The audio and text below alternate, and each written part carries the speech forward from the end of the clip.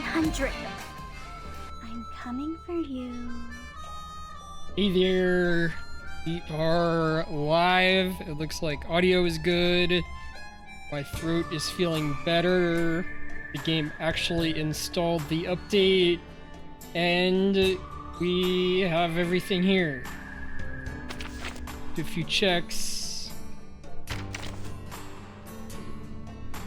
Invite friends to return to get up to 300 clear drops. My invite code. Here, let's post those on the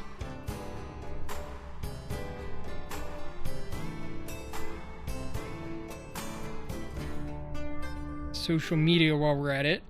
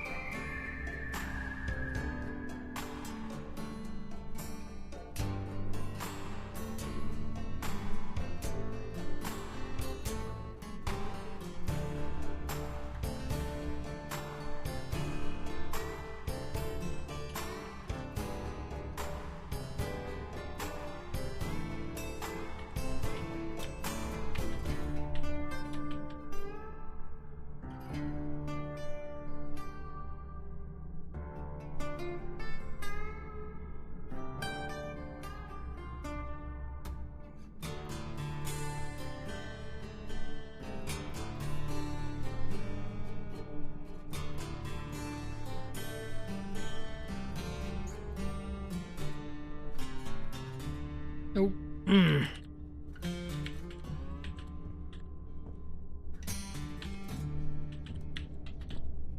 There we go. Didn't post the actual link to Twitter.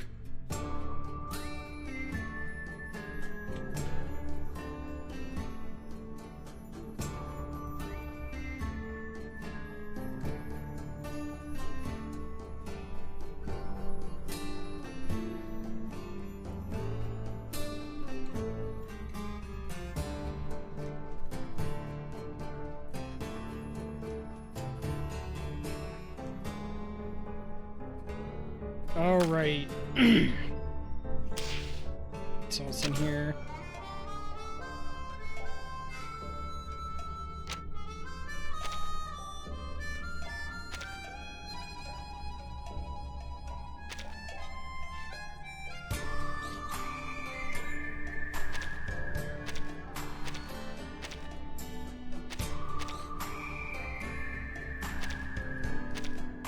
Oh yeah, they're doing some collaboration with Assassin's Creed.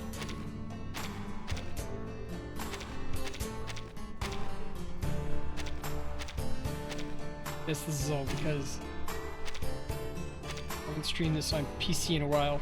Alright. And I know all this. Let's go! Watch the trailer first.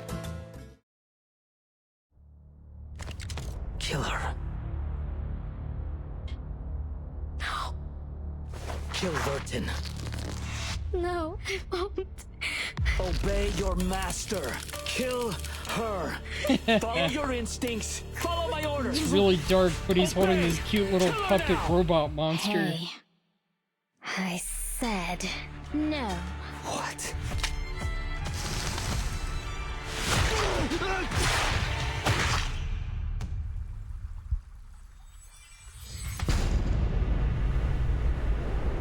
Arcana may be dead, but they have paved the path for us. The Apostles' Brotherhood will become their followers, undertake their trials, and embrace their grace. We all need the miracle they bestow.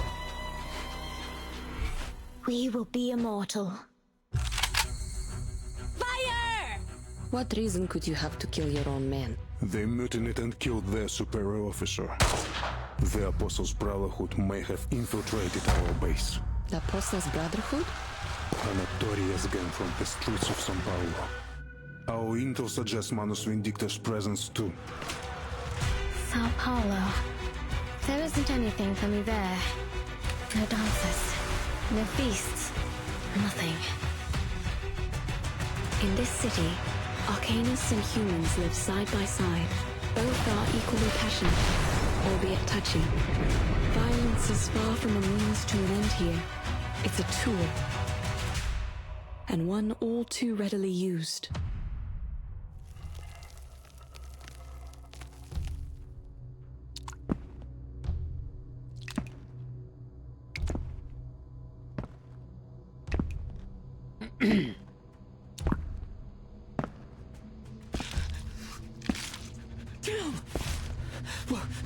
Wait!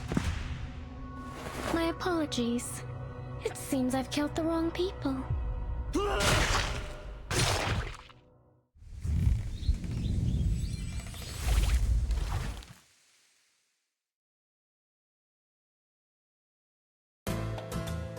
Alright. Let's go to enter. Shakeable Justice.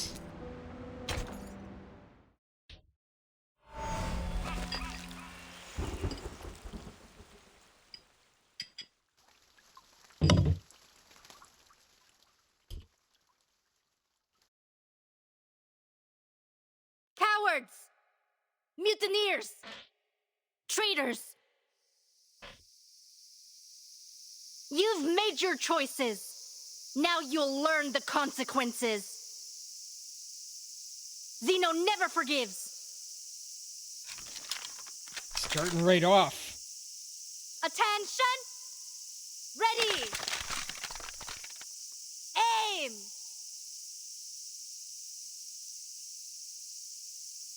Fire!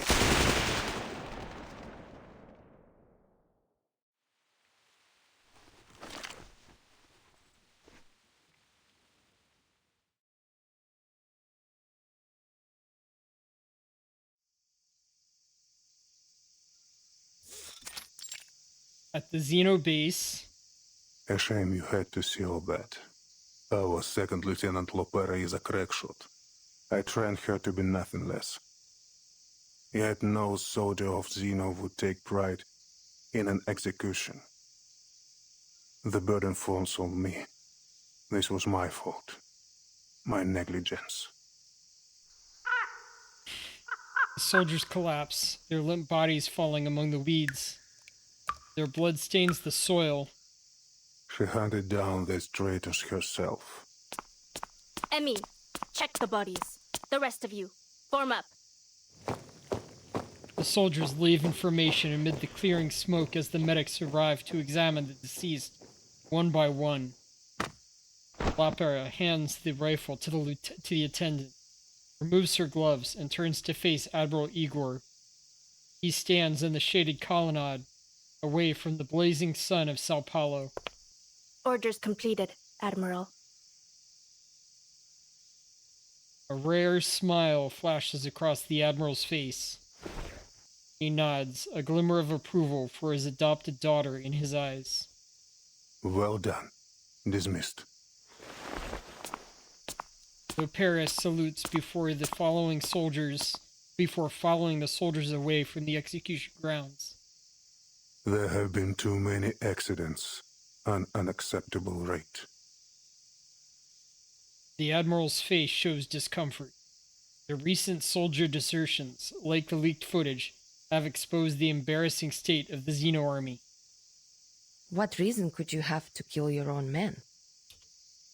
Not our men. Not any longer. They mutinied and killed their superior officer. So they got what they deserved then. Lieutenant Muldir is investigating still. We will find out who else was involved. So, The Lilia, Apostles' Brotherhood is back. We suspect they may have even infiltrated our base. We've also received intel indicating Manus Vindicta's presence in São Paulo. so the Xeno are a military force which has worked with the operatives from the St. Pavlov Foundation, which is where Virgin Arcanus group operates out of. And Lilia works with both of us directly. She's the pilot that this Admiral Igor is talking to. The Xeno have up to now been mostly Russians, though I guess there are exceptions. There was a lot of discussion whether they're like based out of Russia, or that's just what we saw. And a lot of their fight seems to be against the Manus Vindictae, but maybe they're fighting others too. Manus Vindictae. And the Manus Vindictae are kind of like the villains of this universe.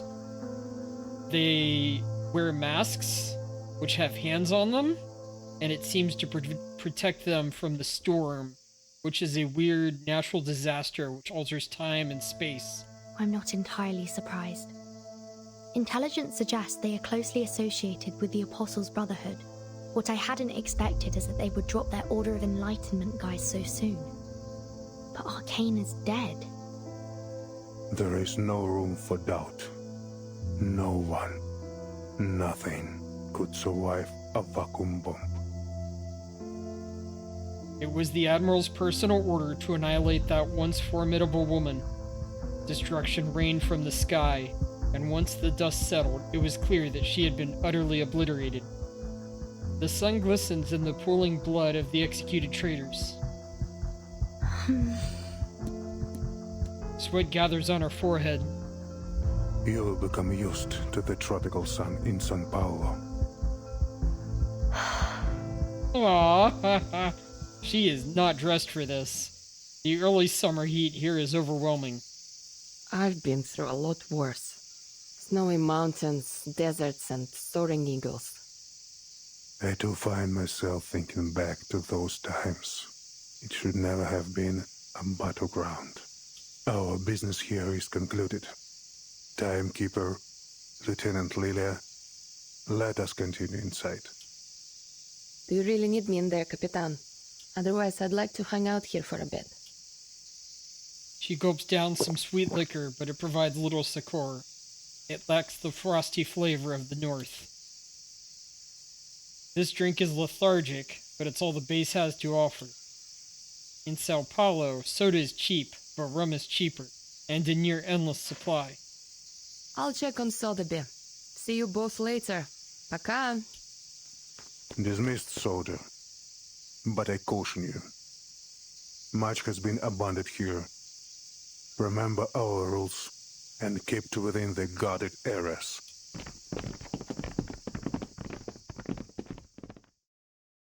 Lilia is a kind of witch pilot who can fly a small broom-like object which uses fuel, uses her arcane abilities, and flies like a mixture between a broom and a plane, but it's small, and somehow it can shoot too. A simple office, military papers litter the walls and shelves, and a phone sits on a side table. A few dice are scattered casually on the desk. There may be a person of interest to us nearby. A writer for the Atom magazine, said to be a blind woman named Irt. Her works seem to be published after every era the storm has affected. So the storm, I said, affects time and space. It alters the people there, often erasing them. And it brings some areas of time forward and others back. It could be this is only an alias. A pen name used by a new person each time. Or could she really have crossed the storm 8 times? And somehow the storm has never affected her. Miss Barbara provided us with some information. She said the Barbara is latest another case was sent Utu from a officer, veterans or residence in Sao Utu Paulo. journalist, I would say. The latest piece was sent from a veterans residence in Sao Paulo, who's probably the I understand woman they in have the a doctor trailer. working there. A blind woman. If so, she would match our intelligence on this mysterious Utu writer. You should seek her out. You are fortunate to have come now, Timekeeper. Carlos, the late commander here, was something of a pain to work with. An idiot. Maybe this is why his own men rose up and killed him. Ouch.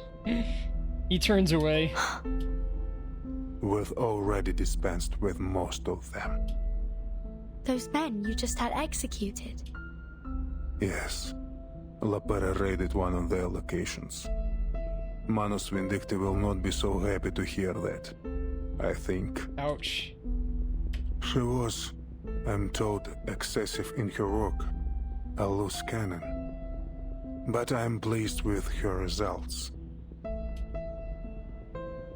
He seems to hold Lepera in high regard.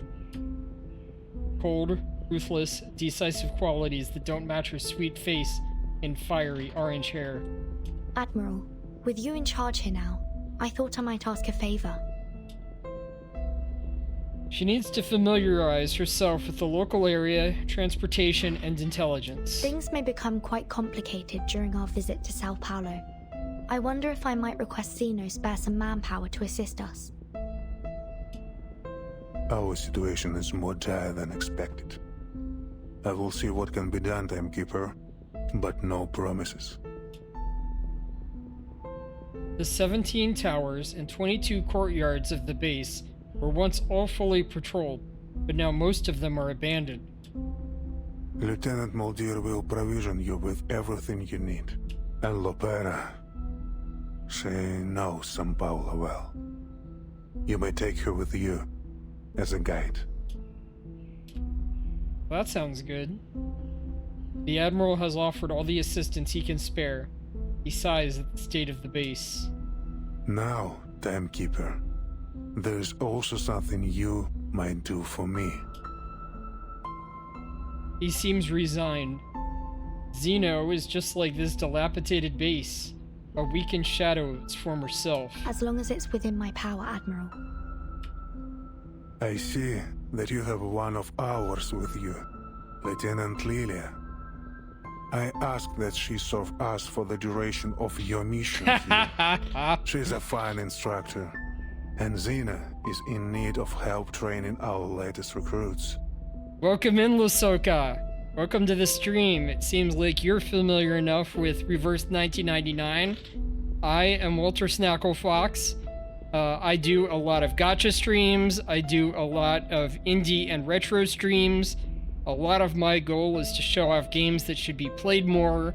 So I tend to play stuff that people aren't already playing, at least outside of MiHoYo stuff. I have like a pilot design. I fought in a war to save the world from food zombies, and as a result, they gave me this cool VTuber model. So welcome to the stream. Hope you enjoy Reverse 1999. Hopefully we have some other people shuffle in. What have you been playing, by the way? How have things been going? I'll speak with her and see what she thinks. And have you been playing Reverse 1999? Did you get any of the characters yourself? Thank you. I should return to my work. Your comrades should be waiting for you in the meeting room with Lieutenant Muldir.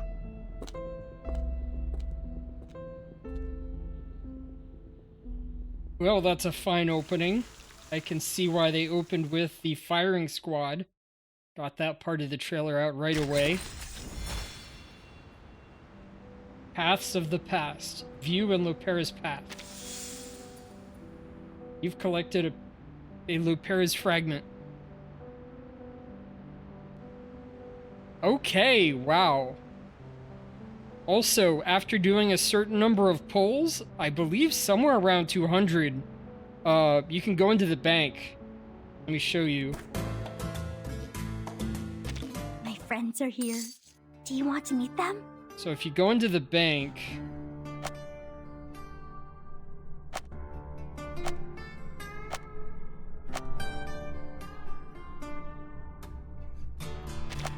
Where is it? Limited shop. If you go into the limited shop and you've done about 200 polls, okay, that explains it. So I'm getting a little bit close myself. About 60 polls left, and I can, but I already have her. So I already have her at P1. This is my room. And if I do a few I more may do with polls, it there's a decent as chance I I could get a please. P2 or P3. Maybe I'll pull her out during the stream. We'll see how combat goes. While I'm showing off, I might as well show off some of my other stuff. I have almost every character in the game.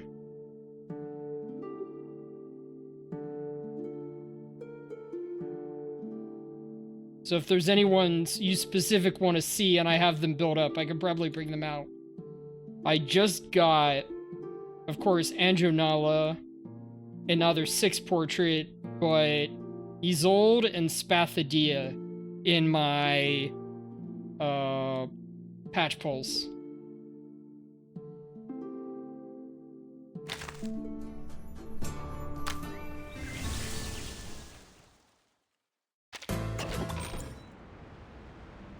A photo of an old friend.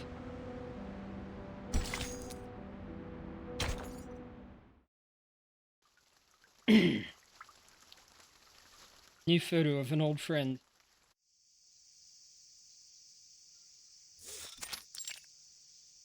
At the Xeno base, under the shadow of the colonnade, the orange-haired girl absent-mindedly kicks at the ground, sipping a cold drink. I do have some of the paid-for outfits as well. Like, I definitely have... I just got the new Vila one. I got the Tooth Fairy one from a patch ago or two. I have one for 6. No, I have one for 37. I have the one for Melania that looks like a wedding dress. I have a couple others. Oh, and I definitely have the Jessica one, where she sails along on her bed. That one is so cute. She watches as a beetle scurries across the courtyard, disappearing into a patch of weeds. What are you doing out here alone?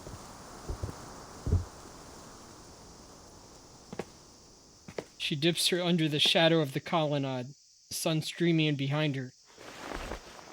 The orange-headed girl raises her hand to block the glaring sunlight as she tries to make out the woman's face. Molly! It's her sister, Muldir. They grew up together under the watchful eyes of their adoptive father. Okay. Yeah, I'm much more of a budget player myself, and sometimes I'll throw a little bit more into this one than other gacha just because I love the game. So I'll definitely be getting the $5 a month 30-day pass or whatever, and the battle pass almost every time. Not the super battle pass.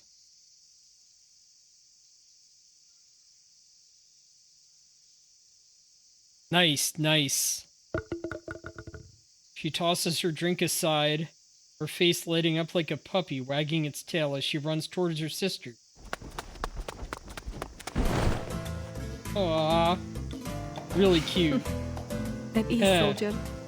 You've really been building some strength, haven't you?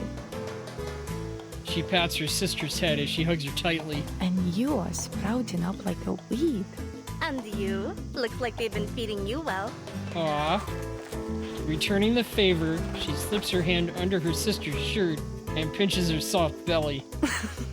Hera! Stop it. Just a little prank. How long will you be staying this time? Not long. Father plans to leave soon. He was furious when he heard about the defections. He ordered that he be brought here immediately. As the Admiral's most trusted lieutenant and child, she has accompanied him to the Sao Paulo base. Perhaps you might leave with us when the new CO arrives. She seems hesitant. Only the Admiral decides who stays and who goes, whether it be her, Lopera, or anyone else. Really? But I don't know. Things are going well for me here, Molly. I enjoy being near the veterans' residence. And I'm happy for you. The wisdom of elders is worth its weight in gold. Oh, come on. You sound just like him. Speaking of him, didn't the old man come with you? Oh? She looks around, but Admiral Igor is nowhere to be seen. He's still with the timekeeper in his office. Ah, so you snuck out just to see me? Did you really? You did! No. I came to, weed. The grounds have gotten so messy since the shutdown. She is wearing such thick clothes for being in this humid area, wow. Weeding. A ridiculous excuse. Who would bother to traipse through all these desolate courtyards just to pull a few plants? You're lying. Those ears of yours are scarlet red.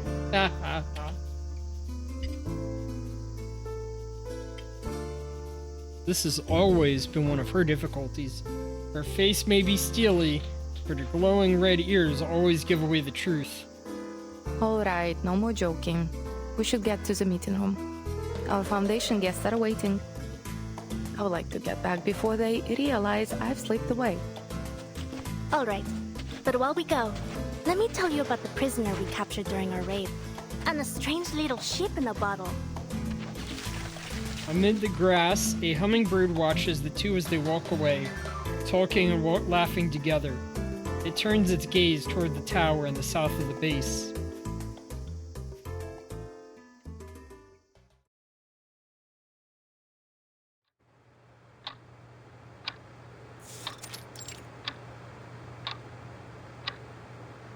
The room is simple, sturdy, and clean. A military room through and through. Southby and Lilia are idly looking around the reception room. Photographs of veterans are proudly hung on the wall. They are arranged in chronological order. 1968. The soldiers look grim. They avert their eyes from the camera, a hollow look within them. It was victory without flowers or honor. Izmir. I've never heard of it. I wonder if they have any Abang Akas there.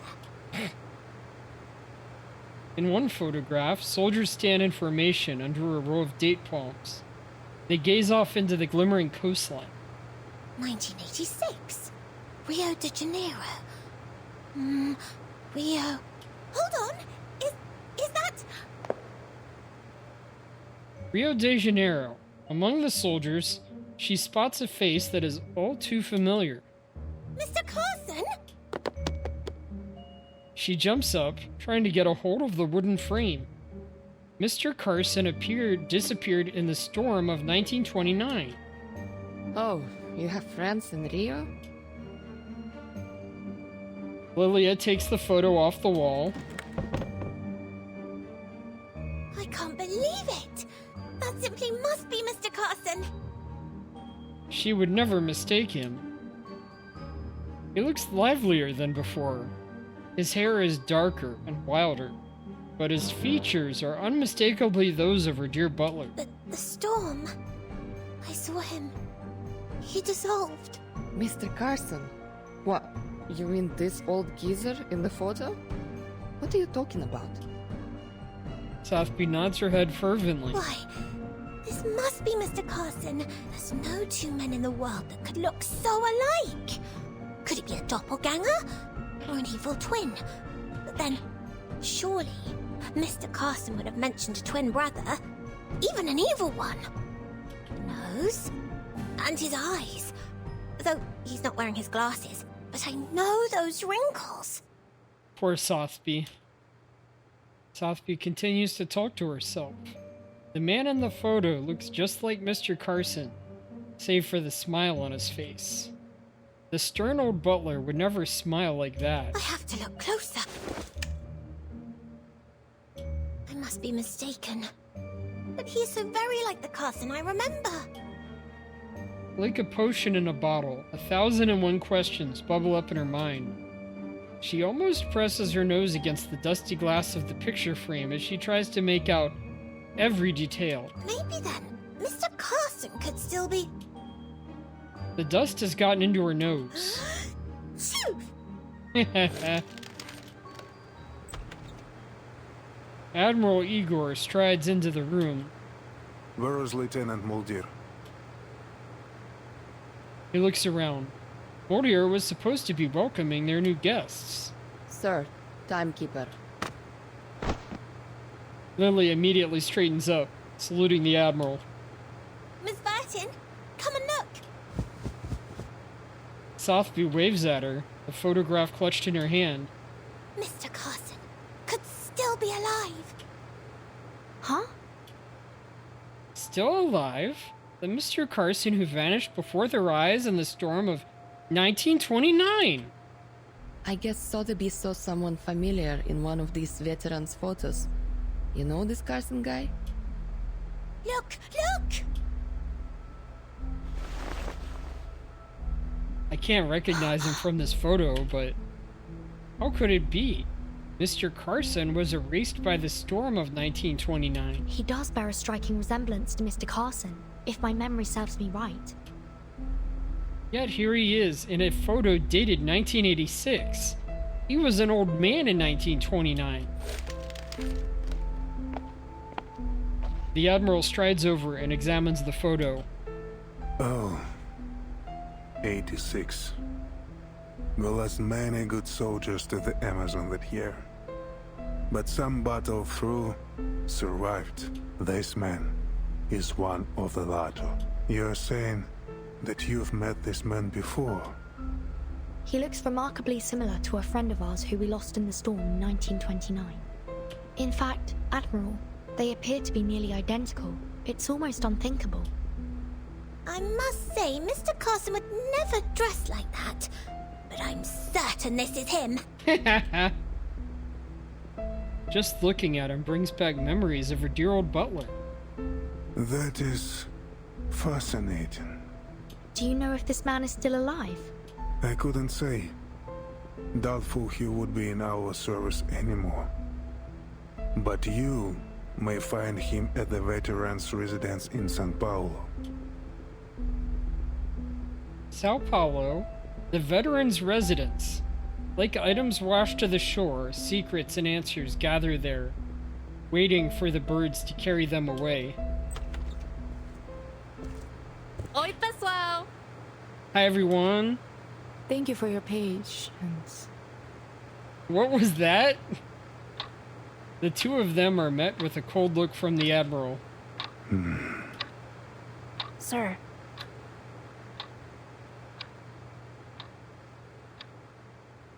I have not looked through her kit enough to know exactly what she does, other than that, like, a lot of it's wild. Like, combining, like, tying their ult to hers so they go off at the same time, and tying a lot of stats together. It's weird. I'll have to look it up. But 3 AoE attacks that cause stun? Is that if you get a certain portrait or what? Or is that the incantation level you mean? I'm assuming that's incantation level now that I think about it.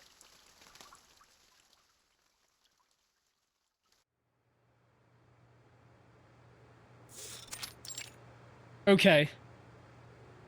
Lieutenant Muldir, about time. What was it? Did you stop for a picnic?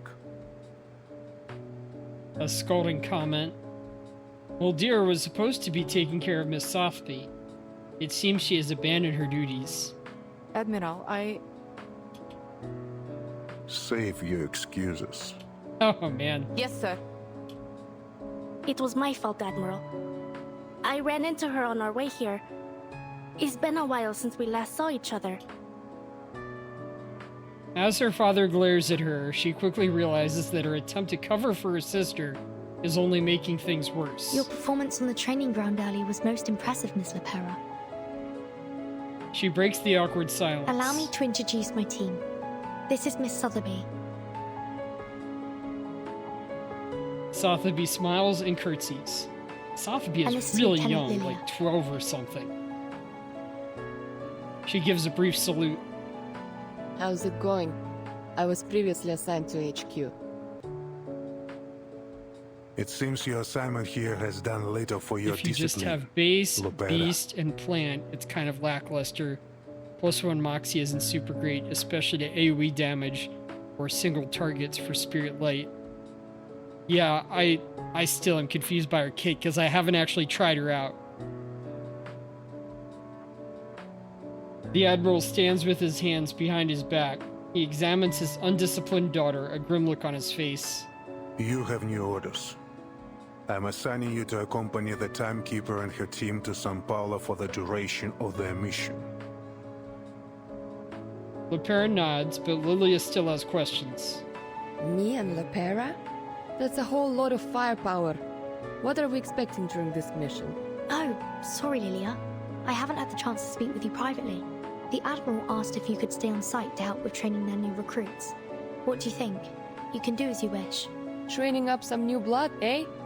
Well, as long as you think you can handle things without me, I can stick around to lend a hand. It will be just like the good old days back at the Academy. Yeah, I saw that the ult was a channel or something.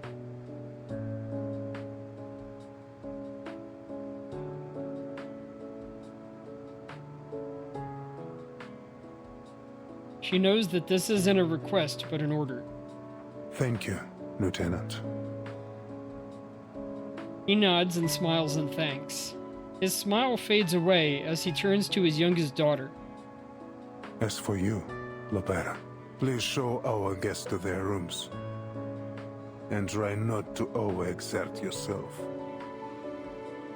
Orders have been given to everyone present. Lieutenant Lilia, stay for a moment. Lieutenant Moldier will bring some documents shortly. They should prove useful for your assignment. Moldier, briefly out of the Admiral's sight, shrugs helplessly as her orders start to pile up. Lily gives her a knowing smile. It's always like this. It's just part of the job. Now, I have other business to attend to. If you'll excuse me. He turns and leaves, his imposing figure soon disappearing from sight. Lepera exhales a long breath, snaps her fingers, and smiles as she heads toward the door. She turns to her guests. Come on. If you let's have go. it when it's I'll if show you don't you have it around. when it's gone, Stay close. well, her gimmick is dead This for that place can be turn. a bit of a labyrinth. Yeah. It's only missing a bloodthirsty minotaur lurking its halls. Well, I haven't seen him yet anyways. Okay. Bloodthirsty Minotaur. That could easily be foreshadowing something, but I don't remember there being a Minotaur in this patch. The base here has been understaffed for some time. Whole sections are deserted. It can be dangerous. We don't usually allow guests to move about freely. Well, who am I kidding? We don't have any guests in the first place. Who'd come here for a visit? Scenic views of dead gardens and overgrown brush? In the spring, we have vine-tripping competitions. And in the summer, you can be part of our complimentary bug buffet. Even the farmers back home had it better than these. She leads the way, chewing on a piece of wolf's tail grass. Before Zeno moved in, this was the fort of some Lisbon aristocrat. The shadows of the old continent are everywhere here. The ghosts of the 18th century still clinging to every mark on the marble columns. There's only one place fully off limits here. That tower. She points to a tower in the distance. Styled after Andalusian architecture, it stands ominously under the scorching sun, looming over the base with eerie intensity. What's in there?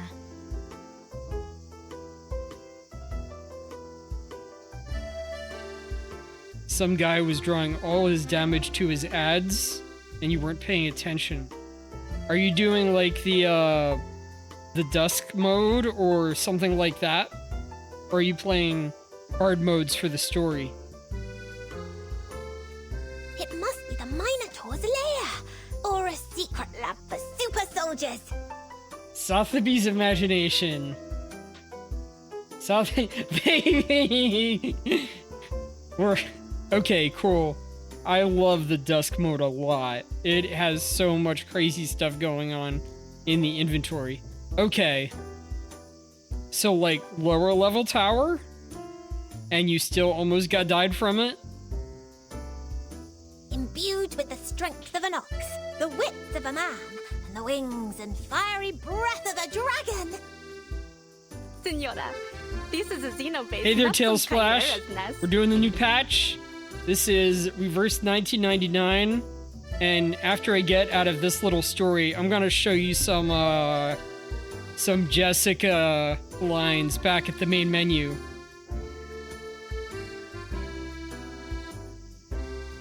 Okay. Besides, if there were any monsters in there, I would have heard them by now. Were those the Admiral's exact words? That nobody is allowed inside the tower? I'll try and get you a shot of Jessica before too long. Yeah, that was what he said. Under no circumstances is anyone to be allowed inside. Then a quick peek around wouldn't exactly violate the letter of that order. Miss Vertin, are you thinking what I'm thinking? Off limits, Sotheby.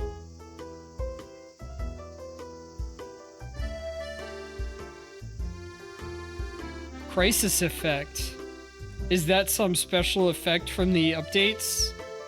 Meaning like one of the updated difficulty things? Let me say this again. There are no monsters in that tower, and I am under orders to escort you directly to your rooms. She blinks. Clearly, curiosity isn't only in the hearts of these new guests. But Yeah. if we were to say walk a bit too close Okay, and accidentally provoke some nearby creatures, I'm still adding up difficulty and getting farther.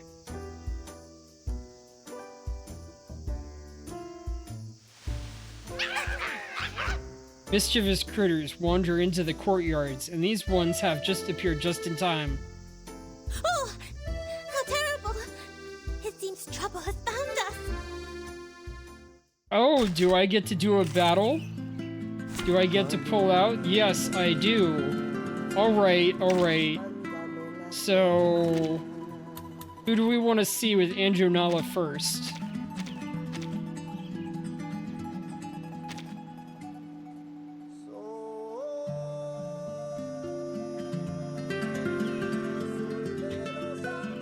Hey, Lasoka, who do you want to see first? Who's a good teammate for Anjo Nala? I know people mention 37. I know people mention Mercuria.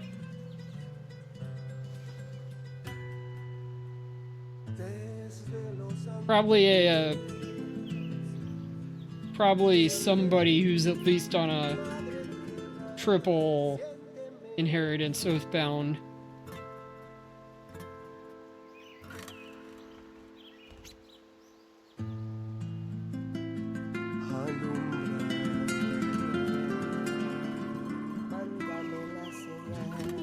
Anyone but Beast Plant. Alright, I hadn't heard anybody talk about Windsong, but I'll try her. And Healer. We'll try Vila. Oh, okay.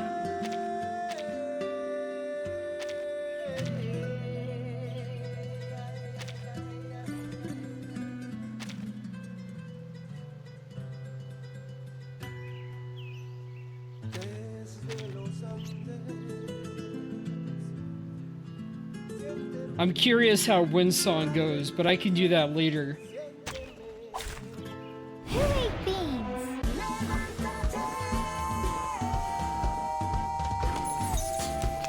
So this is the new girl, and yeah, I'm assuming we bind her on to Jew, right?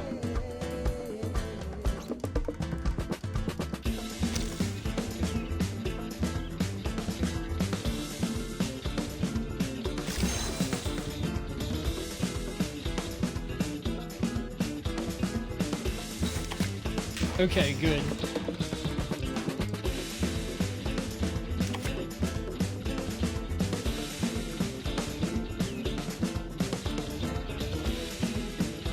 Another jar? Let's Oh, get it counter over quick. first? Do have a little faith in me, Master. What's wrong? I look forward to punishing you. Oh, okay. You mean channel, not counter?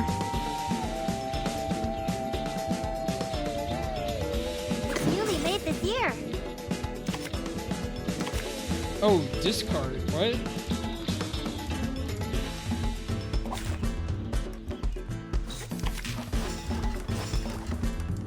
Perfectly understood. You don't want to miss it. Okay. Please, mortals.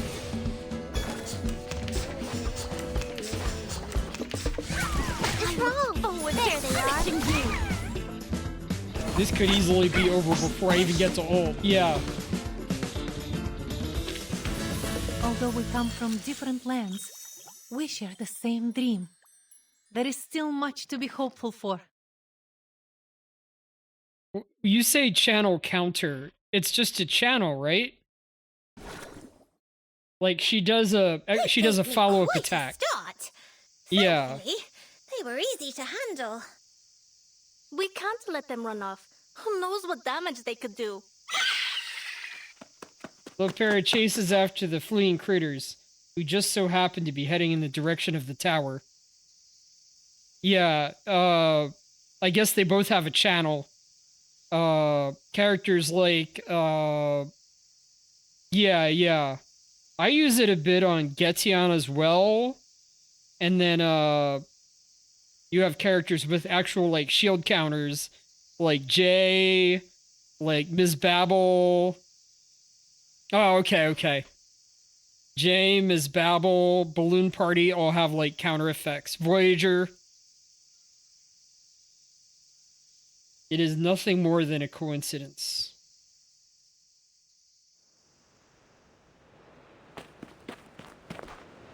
The half-hour-long game of tag finally comes to an end. Now where could they have gone? Oh, did you find the special tower, Sotheby? She searches for the colorful critters, a serious look on her face. In her concentration, she bumps into a wooden door flanked by lemon trees.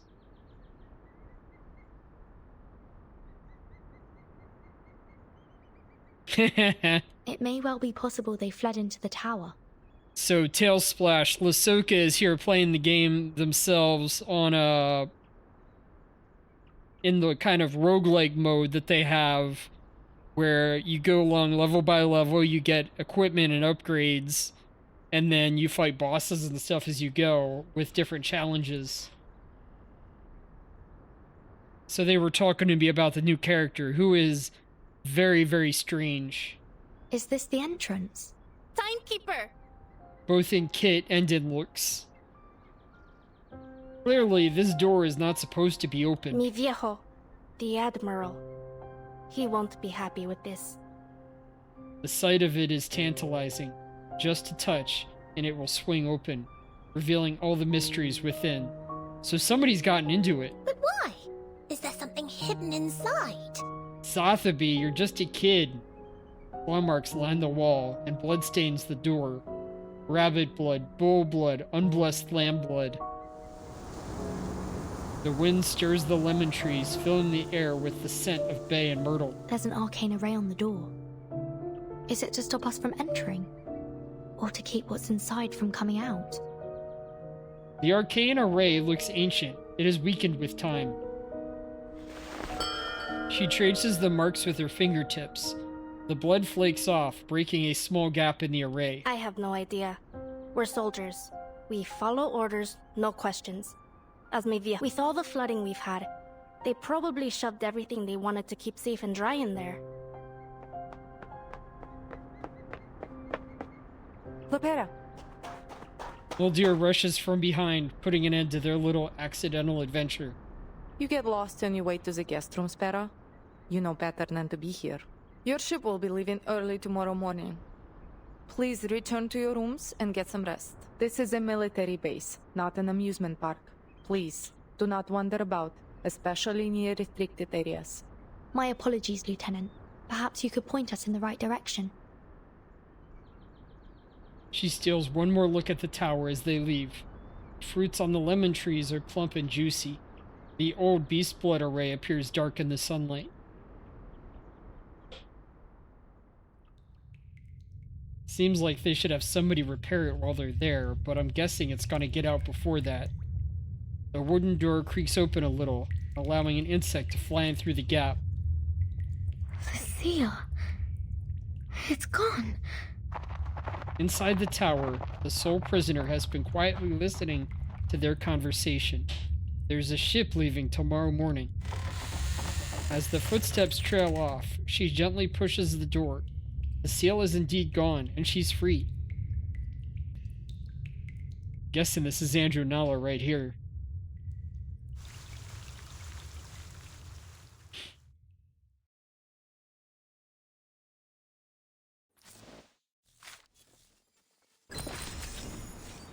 Alright. Are you still there, Tailsplash?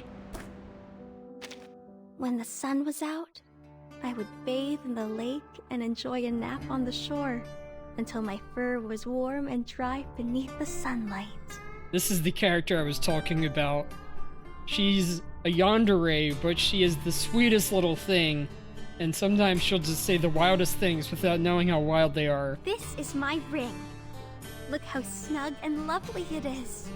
It Her embraces ring. me, securing me to my clothes and to the bed. Maybe we could use a ring like this to stay together. The ring is basically handcuffs, I think. She likes the handcuffs because they're locking her to the bed, but she says that they make her feel safe. My hands in your hands, friendship never ends. You can take me to any places you go. This is my ring. My hands. I saw them put a leash on that puppy. Are you going to do the same thing to me?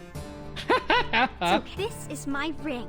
Alright, I think we've gone through all of them. Hands, friendship never ends. You can take me to any places you go. So that's about 55 minutes in. I went to look at that if I need to send you to the VOD. Or just have you look at mine later on. Alright.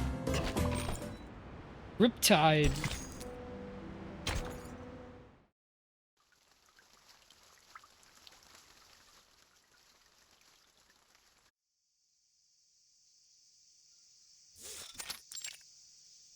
At the Xeno base.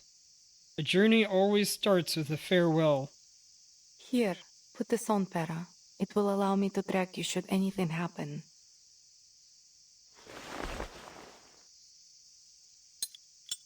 She fastens a small button to her sister's collar. This button connects the two of them tightly. With this, they will always be able to find each other, no matter where they are. Wonder if that's an arcane ability or something. They kiss on both cheeks. You'll remember to bring Father a souvenir this time, yes? And promise me you will be careful. Do not wish for our Pera to buy the farm just yet. Don't worry about me, Molly. Worry about them. I'll kill them all if I have to. Every last one. She makes sure to emphasize the totality of her determination. All right. Enough blabbering. Do you two always share this little heart-to-hearts whenever you leave? I got nothing to say except bye. Or is the tortoise suddenly not so worried about its speed? The ship signals its imminent departure. Sotheby, do we have everything? Naturally. Miss Sotheby is always ready to travel. The ship is boarding now. After it departs, I will spend some time gathering intel on Mr. Duncan. Thank you. We should be able to find him in the flesh once we get to town. Duncan and I go way back. And I'll introduce you to another friend. She lives in a bottle. Wait! I'd be delighted to meet your friends. We should be going now. Lilia, I've told Admiral Eagle that he can rely on you for further assistance as necessary. Is that all right with you? Yeah, I'll do whatever needs doing. Счастливого пути!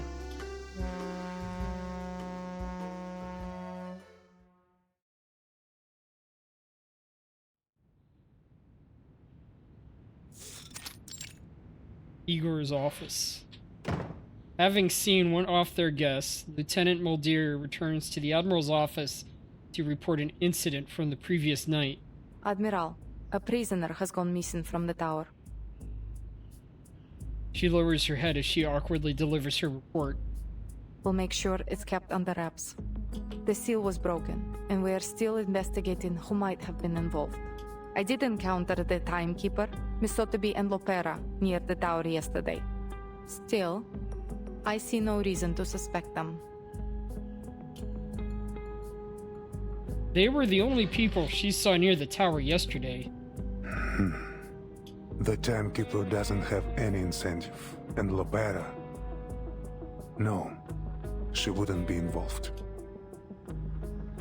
Until last night, the tower held a single unlucky prisoner, a lamb to the slaughter, a stalk of wheat in autumn, but now she has gotten away.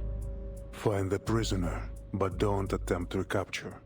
Let's see who she's been in touch with. Understood. Lieutenant, this was a failure that must not be repeated. He grits his teeth as he stares at the map before him. Xeno shouldn't be like this.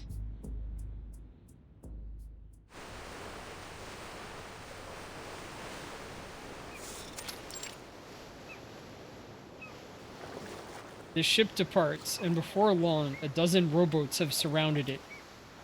Oh, look at those strange cowboys. What are they doing with those hooks? Are they trying to hitch a ride? Yes, they will use those hooks to grab onto the side of the ship and moor their boats to ours. Just as she said, the boats threw their hooks, latch onto the ship, and a number of people clamber aboard. They're traders hawking homemade trinkets. Lopera politely declines them all. Take this, timekeeper. What's this? Just a map, in case we get separated. The map is marked with at least 3 safe routes. These will show you the way from the harbor to the veterans' residence. Though, it can't show you the safest way. For that, you'll need me. But what am I saying? San Paulo is perfectly safe. That's what the politicians say anyways. Never mind the talk of gangs, cartels, and greedy multinational corporations. Pure slander. Thank you for the warning and the map. Let's hope I won't find any occasion to use it. I hope so too. Well, we have a long cruise ahead. I'll leave you to your business. At the mice. She waves goodbye, making her way through the energetic traders and to the other side of the deck. The traders scamper around like little mice. Having made their sales, they're now scrambling to get a plate of food from the chef. So the kitchen even prepares food for them? No line cutting. You boy, back to your place. Queue up, or there will That be guy's no well dinner fed. for you tonight. The chef taps his metal spoon, sending the boy back to his place in the queue. The boy sneakily grabs a few flatbreads, tucks them under his shirt, and scurries away. He bumps into Sotheby, crashing to the floor along with his stolen goods. Out of my way! He stuffs the bread under his shirt again before running off. As he passes, Sotheby notices a glint of an arcane skill in his eyes. He runs like a child enchanted by the Rattenfanger as he bolts towards a corner of the cabin. Miss Verton, did you notice that boy? Wasn't he awfully strange? You're right. Come on, let's go see what he's up to.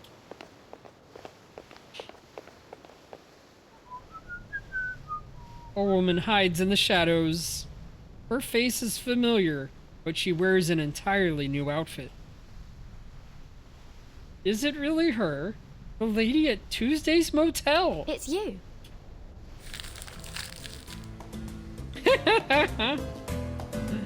The bread-stealing child is gone. Instead, Miss Kimberly is curled up in the corner, stuffing bread into her mouth with both hands. She stops and looks up, surprise in her eyes. Oh, Burton! How? What are you doing here? I was about to ask you the very same question. The farewell at Tuesday's Motel last month wasn't exactly pleasant. But she looks starved Is this now. a new friend, Burton? A pleasure to meet you. Sotheby approaches, but Kimberly looks terrified. She freezes, a sticky lump of dough dropping from the corner of her mouth. Please, take this. She offers her a chocolate bar. After a moment's hesitation, Kimberly swallows, grabs the bar, and shoves it into her mouth. Oh, thank you. She licks her fingers clean like a ravenous child. So you it found seems like what you she lost has a since we disguise last left? ability.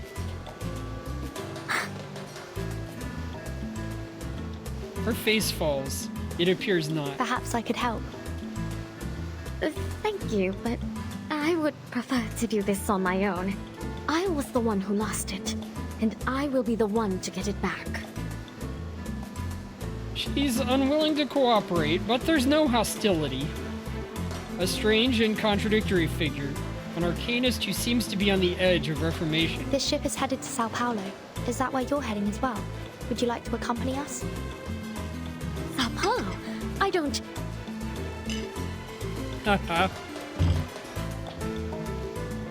It's the ship's only destination. Where else could she go? There isn't anything for me there. Only a bit of misery and pain. There's no more dancing, no feasts or banquets, no... Her eyes dart away. There's nothing there. No. I would rather we simply part ways here, Miss Virgin. Farewell and pleasant journeys. I'm indebted to you for your kindness. Ah, and your friends here. Aren't you just a sweetheart? Oh, I could just gobble you up for tea. She's a little creepy. She reaches out and pinches Sotheby's cheek. Oh, madam, please, you... This simply isn't proper or ladylike. Kimberly smiles as if she had just shed the baggage of their previous encounter and disappears into the crowd. There is an old legend told in the Desert Peninsula. Encountering a demon is always a sign of bad things to come. Alright.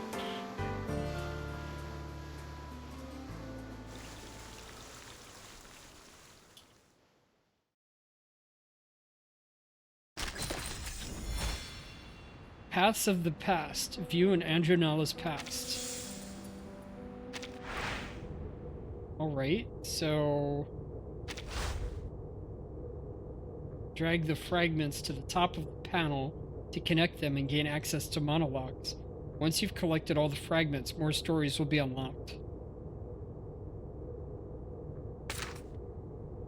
Even every fallen bullet casing symbolizes a soldier's permanent rejection of their duty, honor, and loyalty that should have been upheld.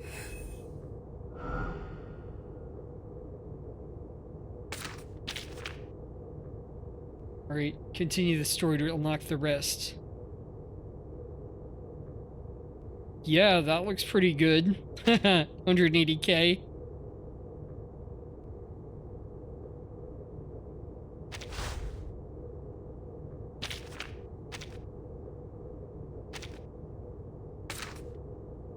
dazzling necklace that once belonged to an innocent heart, stolen by a young pickpocket during her wanderings and then traded for a few days' worth of food money.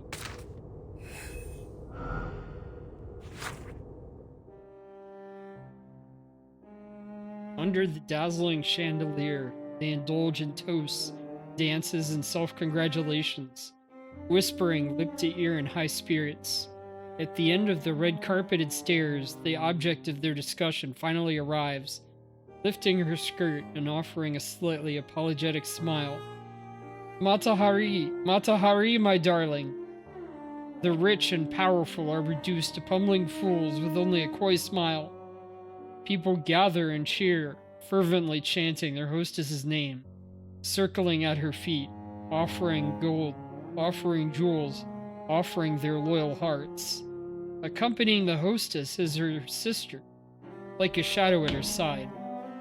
But whispers of this one echo through the depths of the mansion.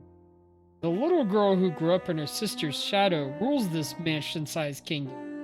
A child accustomed to tearing apart hot roast chicken with her bare hands, wiping grease from her mouth with her dress, and banging her tail on the chandelier as if it were a wind chime.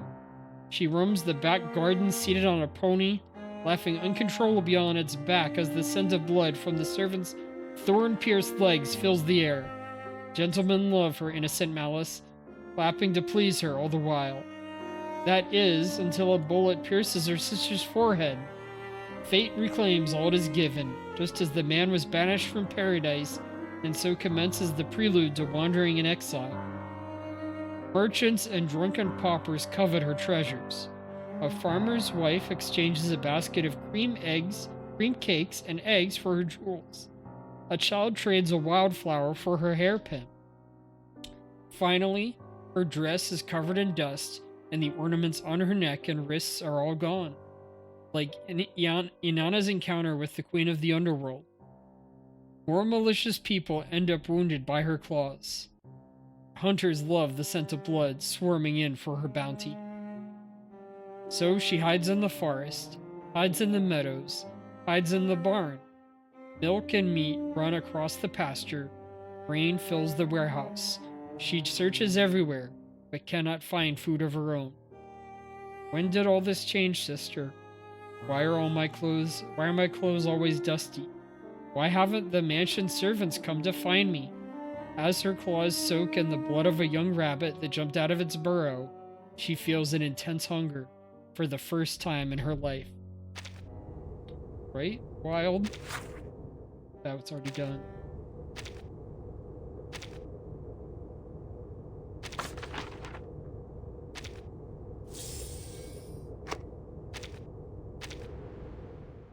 Waterway to hell.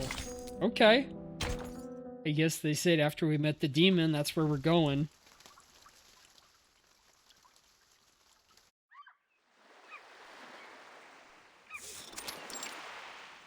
Aboard the alligator. The wind blows through Lepera's hair. The tourists gather at the ship's edge, watching the locals in small boats approaching the cruise ship. A few treats to buy their worship, and they call it kindness. How undignified, to be reduced to begging for scraps like a dog. The children on the boats wave their hands and shout in an attempt to attract the tourists' attention. The crew and onboard priest have packed supplies for the tourists to buy and throw to the impoverished children, all part of the tour experience. Dignity doesn't count for much in the face of hunger. The stranger nods, though he doesn't seem to completely agree. Yet no man can live by bread alone.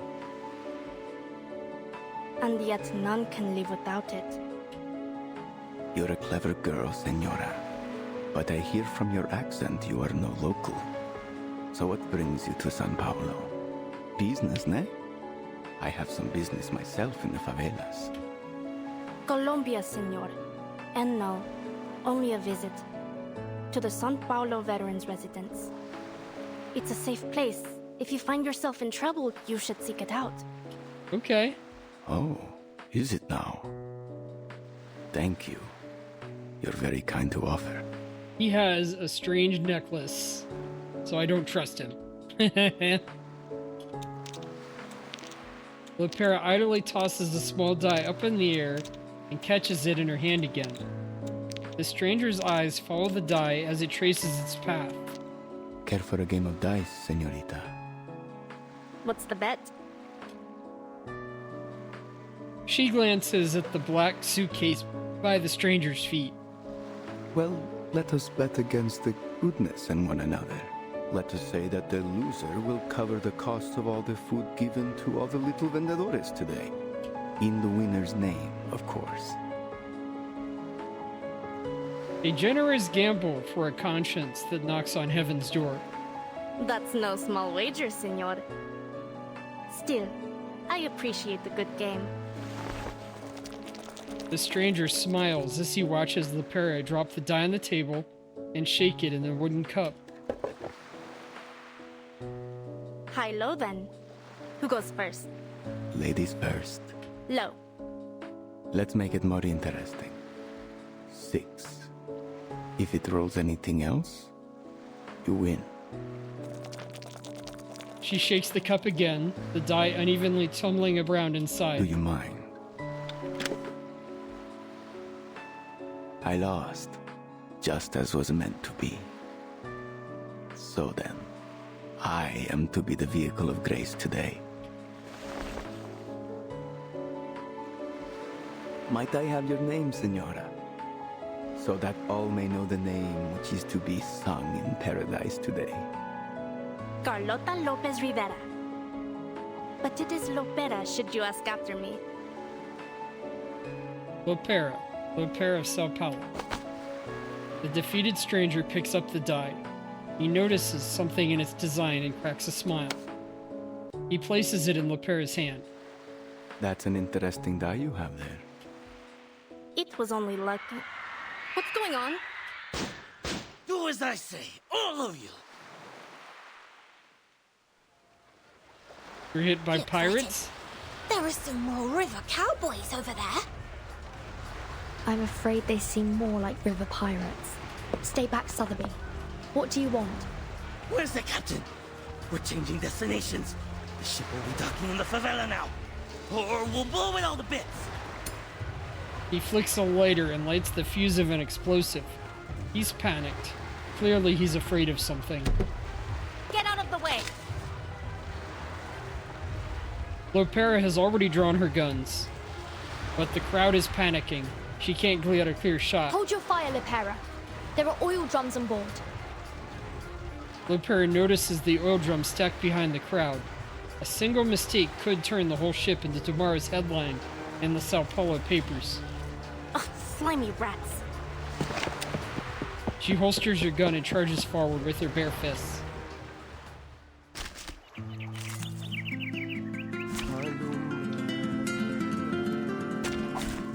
Can I start running?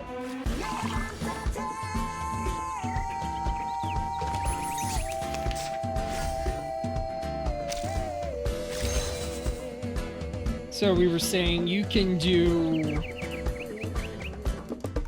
Jew Another jar?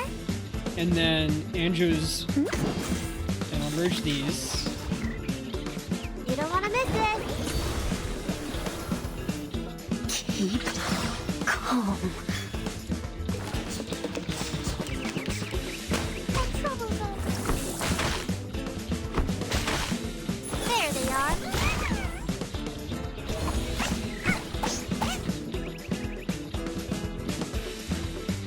Alright, I'm gonna upgrade 37s. Yeah. So I've already done that, and then I did Jew, and now I'm merging up to get It's newly made this year. one of 37s out as a 3, and then I get to discard 1. I'll discard that one. And get this one out. Oh, discard another one. Okay. Enjoy.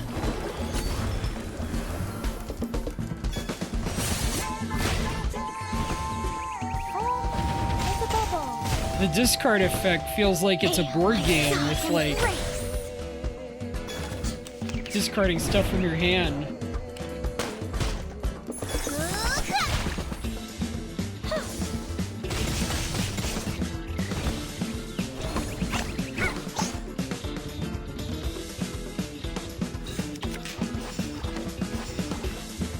Another jar? Oops, I didn't want that. Oh well. You don't want to miss it.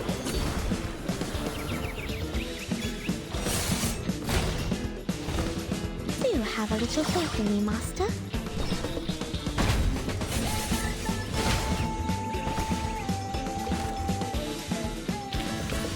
Although we come from different lands, we share the same dream.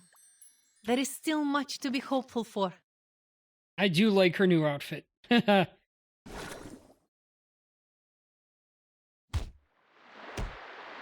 Lopera grapples with the thug before wrestling him to the ground and punching him repeatedly in the nose. She tears the explosive off the pirate's body, but in the brief moment, the thug manages to pull one of her guns from its holster. Lopera! The fight halts, the thug's trembling hand pointing the gun at Lopera. The oil drums are just a few steps away. Either we go to the favela or to the bottom of the river. Claro? Make your call. The favela? Are you with the Apostles' Brotherhood? Huh? They forced you into doing this, didn't they? Hijack the ship and bring it to us. Is that right? Too bad for you. This ship won't be making any unplanned detours today. The pirate's eyes widen as he freezes in place, only his legs trembling. Lopera hit the mark, but the thug's reaction is extreme. His finger tightens on the trigger as his teeth chatter nervously. Estúpidos! Get down!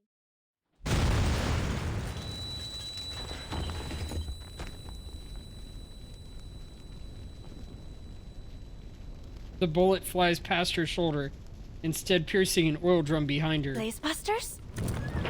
A blinding flash of light and a wave of heat hit them as the ship is quickly engulfed in flames. The ship lurches violently as the blast tears through the vessel, and water starts flooding into the hull. Oh my god! Lifeboats! Get to the lifeboats now! God help us! This is hell! Panic breaks out as the ship starts to split in half. More explosions follow. There's no sign of Miss Kimberly in the crowd. Hold the railings!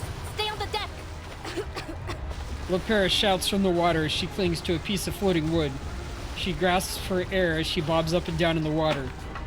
Chairs, benches, and sailing gear disappear as the ship sinks further and further into the depths of the river. Sotheby clutches the guardrail tightly, but the ship is almost vertical and sinking fast. Let go, Sotheby! Get to You the need to chopper! jump now! Join Lopera! Screams fill the air as the tourists cling on for dear life, watching their friends and family hurtle toward the river. Like overripe oranges, one by one, they lose their grip and plunge into the depths. Martin! Flames lick the guardrails, melting the ship's cheap materials. The explosions ring in their ears. Sotheby closes her eyes and flings herself towards Lopera. Lucky for her, Lopera quickly grabs her and pulls her onto the wooden plank.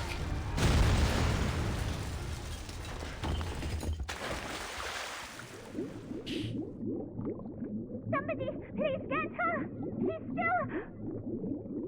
She is still on the ship.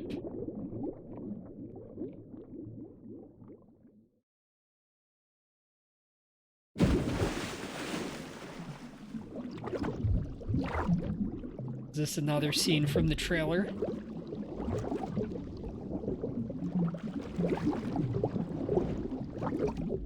With one final explosion, the ship is obliterated entirely. The river swallows everything.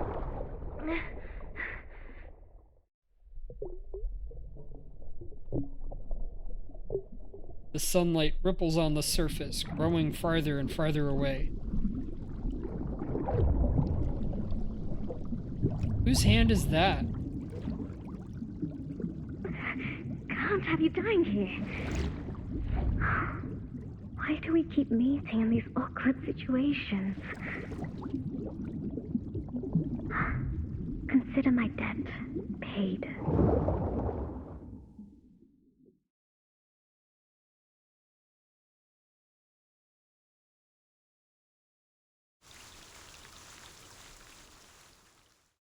Next chapter. That was violent.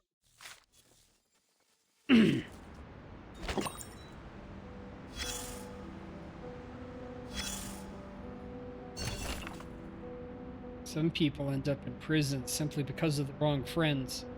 Unfortunately for her, she didn't have much of a choice in the matter. This prisoner named Miss Kimberly. Detention process. During the raid on the Apostles' Brotherhood stronghold, the subject was found alone, gnawing on a turkey leg, and was apprehended by Lieutenant Lopera's team. After interrogation, it was confirmed that the subject was indeed a follower of Manus Vindictae, but she knew even less than a typical follower, did not participate in the local rebellion, and was not involved in General Carlos's assassination. Therefore, unlike the other deserters, she will not be executed but held in custody, awaiting Admiral Igor's decision. Just leave her alone now.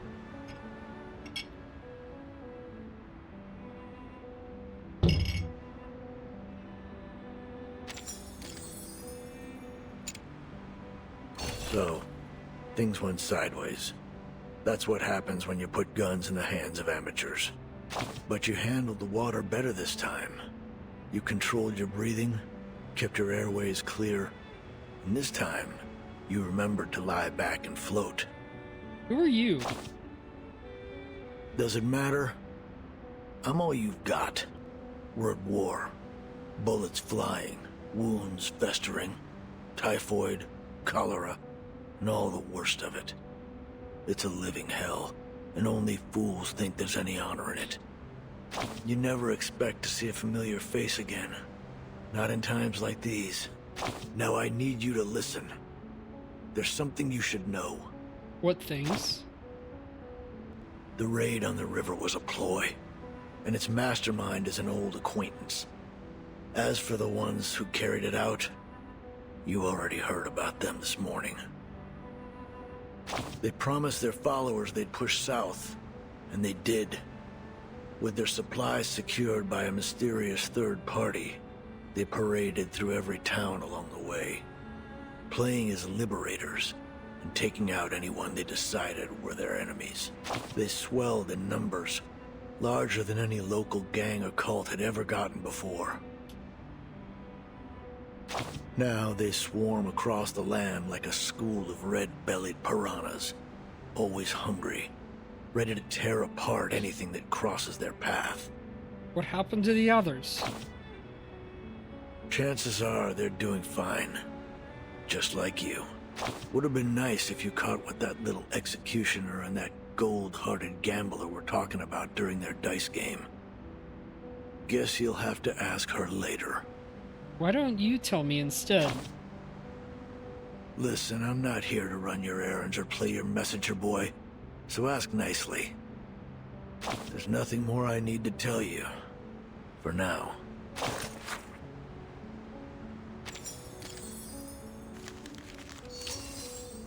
Tender Pretender.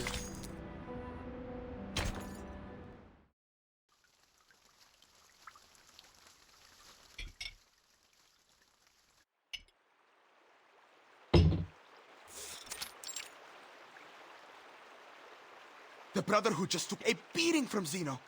If they're caught up with their own trouble, then we might have a golden opportunity to turn the people against them. Haha, what's this we guy? Can't lose anyone else to their lies.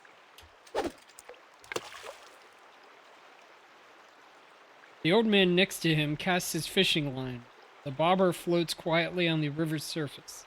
Across the river, a water anaconda lies the two men beneath the shadow of a snakewood tree. What do you say? Want to talk about plans? The old man doesn't speak. Instead, he removes his sunglasses and pushes a cup towards his friend. Here, drink up. Thanks. Listen, as much as I enjoy being out here all day, we've got to take action now. The sooner the better, don't you think? The young man takes the glass and downs it in one gulp, as his friend suggested. Hold your horses, young Elena. Let me explain. Say I throw a punch at you now. Really hit you good. What next? Maybe you'll storm off at first. Then you round up your cousins. Maybe grab that Tommy gun you borrowed from Colonel Tiago. Then you find me, all alone, and say, "You're done, you old fart!"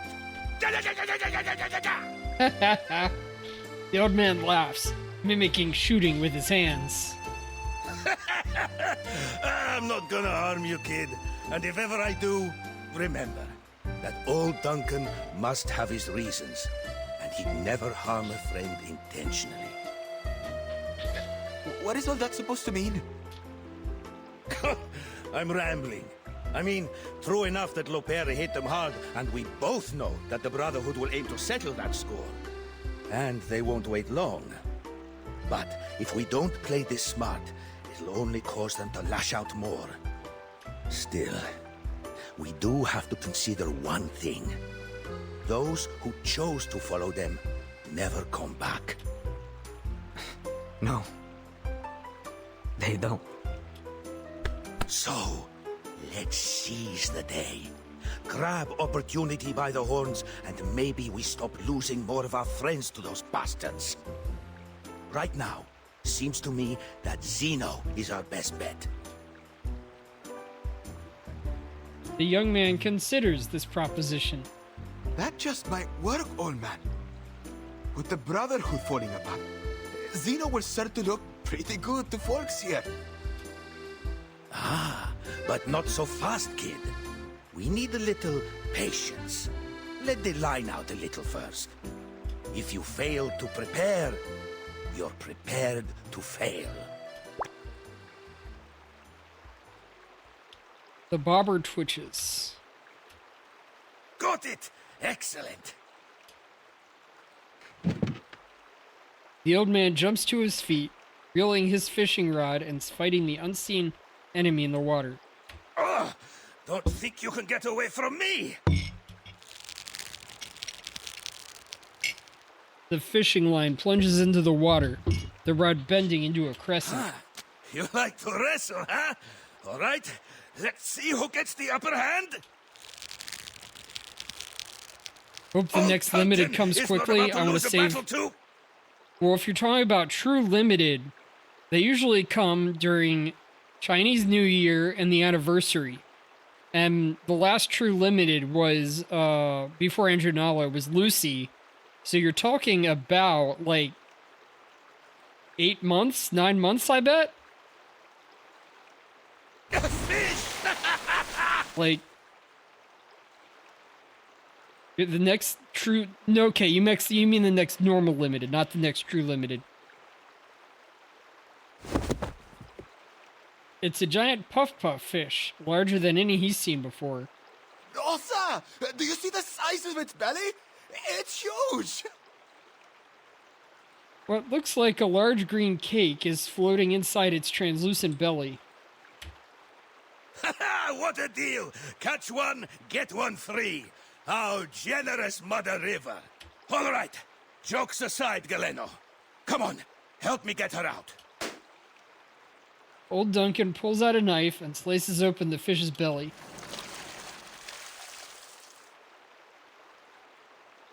His catch bursts like a balloon, releasing air, water, and a girl.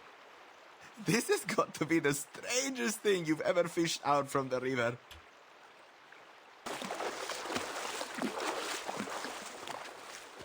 Another castaway floats downstream. Duncan! Duncan! Across the river, the water anaconda locks onto its target, slipping into the water and swimming toward her. Duncan, look! She's got an anaconda chasing after her! The water anaconda zigzags towards its prey. I saw it. Don't you worry. Old Duncan sets the soaked girl down before lifting a blowpipe and aiming at the snake. Whoosh!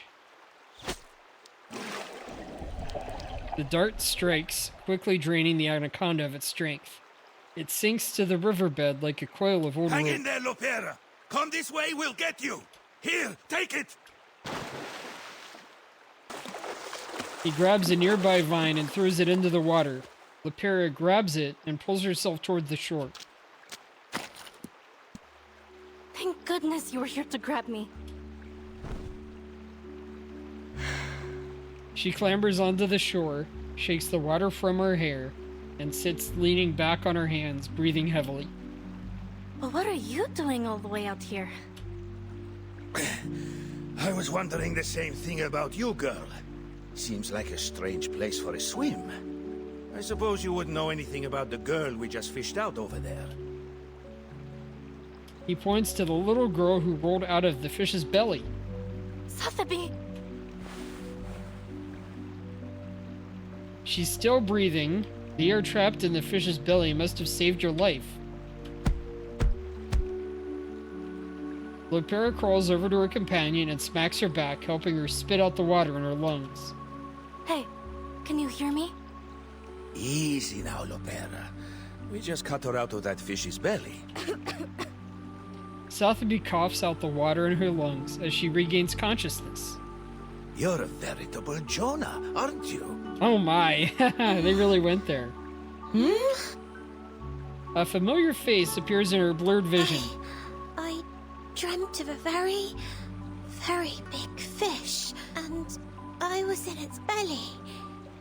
It was as wide as the sky. I couldn't breathe. A terribly strange dream, Mr. Carson. She's awake! Mr. Carson? This is him. The man from the photograph is standing before her. She freezes. How? The water slowly clears from her vision. The face before her is both familiar and strange. She knows it, yet she doesn't. There's a little dirt on me. Here, and on the collar too. Oh goodness, why am I here? What? Mr. Carson kneels beside her, but he's wearing some very odd Could it clothes. really be you, Mr. Carson? Carson? You must be mistaken, little lady. My name is Duncan. I'm a friend of Lopera. That's right. Sotheby, this is Duncan from the Veterans Residence. We've known each other for a long time. You must be confusing him with someone else. Now, up on your feet, little lady. He takes her arm and pulls her out of the mud. Mr. Carson! Oh, sorry. It's just... I didn't expect you to suddenly pull my arm. Pardon me, little lady. We tend to be very straightforward here in the favela. It's quite all right. Only... No, I just don't understand. You look exactly like Mr. Carson. How could you be anyone else? Except for your attire. And those shoes. Her butler would never dress like this, sockless, with patched up clothing. She notices the liquid swirling in his cup. And the liquor? What was that drop? No, her butler would never drink in front of the lady of the house. Sotheby decided to take a bold guess. She jumps up and nervously grabs Mr. Duncan's shirt. Oh, pardon me, little miss. Are you not comfortable with us drinking? Galeno, put the cup away for me, please. No, I only meant... Mr. Carson, it truly seems as though you've forgotten everything. Oh, but I'm being terribly unladylike. She rambles incoherently. This behavior is totally against the lady's code of conduct, yet Mr. Carson remains utterly unfazed. Still, you don't seem to mind at all. Growing increasingly confused, Sotheby lowers her head, still clutching the hem of Mr. Carson's shirt. I must be a dead ringer for this guy to have gotten you all flustered, little miss. Seems like you cared very deeply for this, Mr. Carson. Yes, I did. So then, you really aren't him.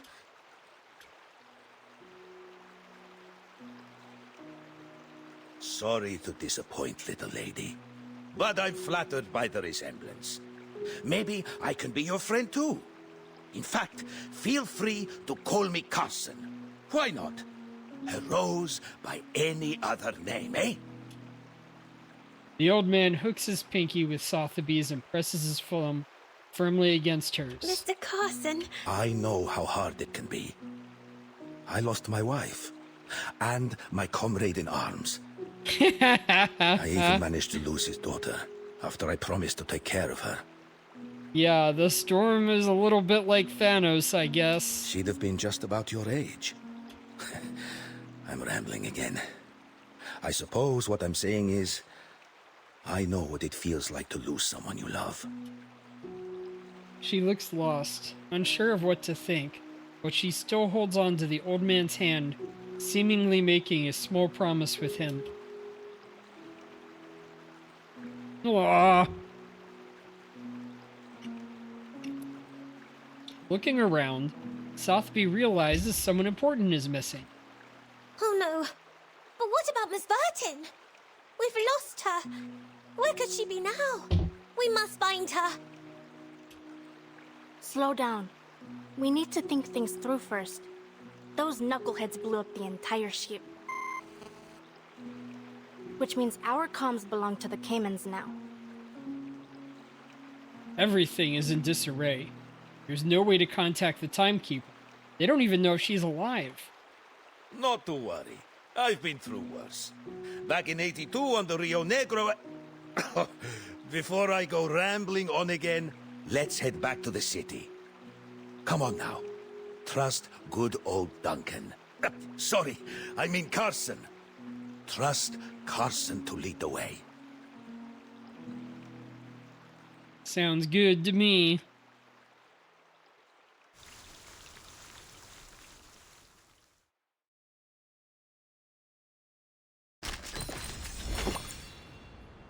And you can see Mr. Duncan's path. False accusations.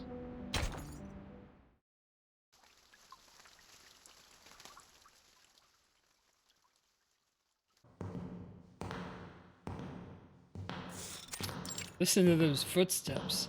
Chapel of Our Lady's Sorrows. A man in black lifts a fallen statue. I've never wanted to put San Paulo through this chaos. He shields the faint flame in his hand, reigniting the candles one by one. Order, peace, unity. Those are my purposes. Much has been wagered here, Marcando. Much. Now it has been lost. Your Reverence, it was Zeno. Those animals. We'll make them pay for what they did. Is that why you've decided to grace us with your presence, Your Reverence? There is a lot to do if we're going to recover the ground I've lost, Your Reverence. And there's something more. A new doctor down at the veterans' residence. Who? Some blind woman. I would not bother you with it, Lord Santos. Except that she's been helping people in the favela. And it is swaying them towards Zeno. I see it. Then this doctor is with Zeno. No. She must be. She's always at the veterans' residence. Spends most of the day with those old war dogs.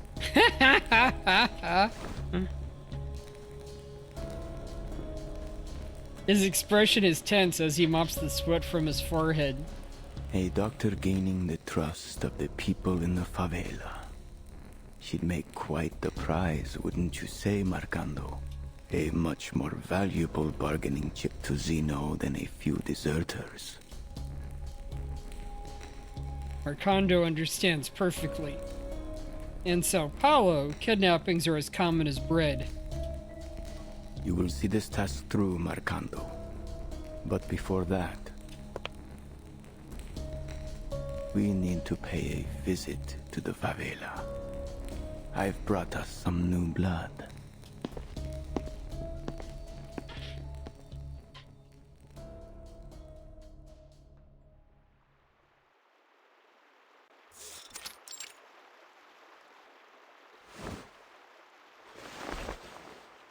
See? Just like this. Wrap the wire around it. Better do it twice. And align the red and black. Slowly. Delicately connects the copper wires and the current buzzes to life. Unbelievable! It's science, kids. Nothing unbelievable about it. All fixed, he hands the communicator back to Lopera. I don't know how to thank you, Duncan. She straightens the antenna, adjusts the channel, and hurriedly contacts the base to report the situation.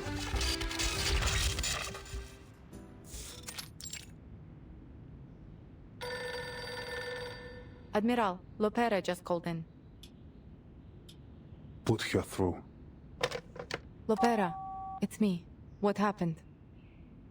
Our ship was sunk. Miss Sotheby and I washed ashore near the favelas. As for the timekeeper, she went overboard. We lost sight of her in the commotion. Her current status is unknown. The Admiral remains expressionless. He raises his finger, signaling Muldir to inquire further. We'll send people to find her and escort her to the veterans' residence. Additionally, Lieutenant, I have some fresh recruits eager to enroll with Zeno. But they will need the Admiral's assurances that their families will be under our protection. Muldir looks at the Admiral. He nods in agreement. They have it. What's their ETA? They'll leave at once. Hera. That little hothead. Sir, your orders. Leave the matter to me, Muldir. I will send someone to take care of this. Muldir falls silently as she looks at her aging father, concern in her eyes. Silence spreads between father and daughter as the Admiral focuses on the dice in his hand.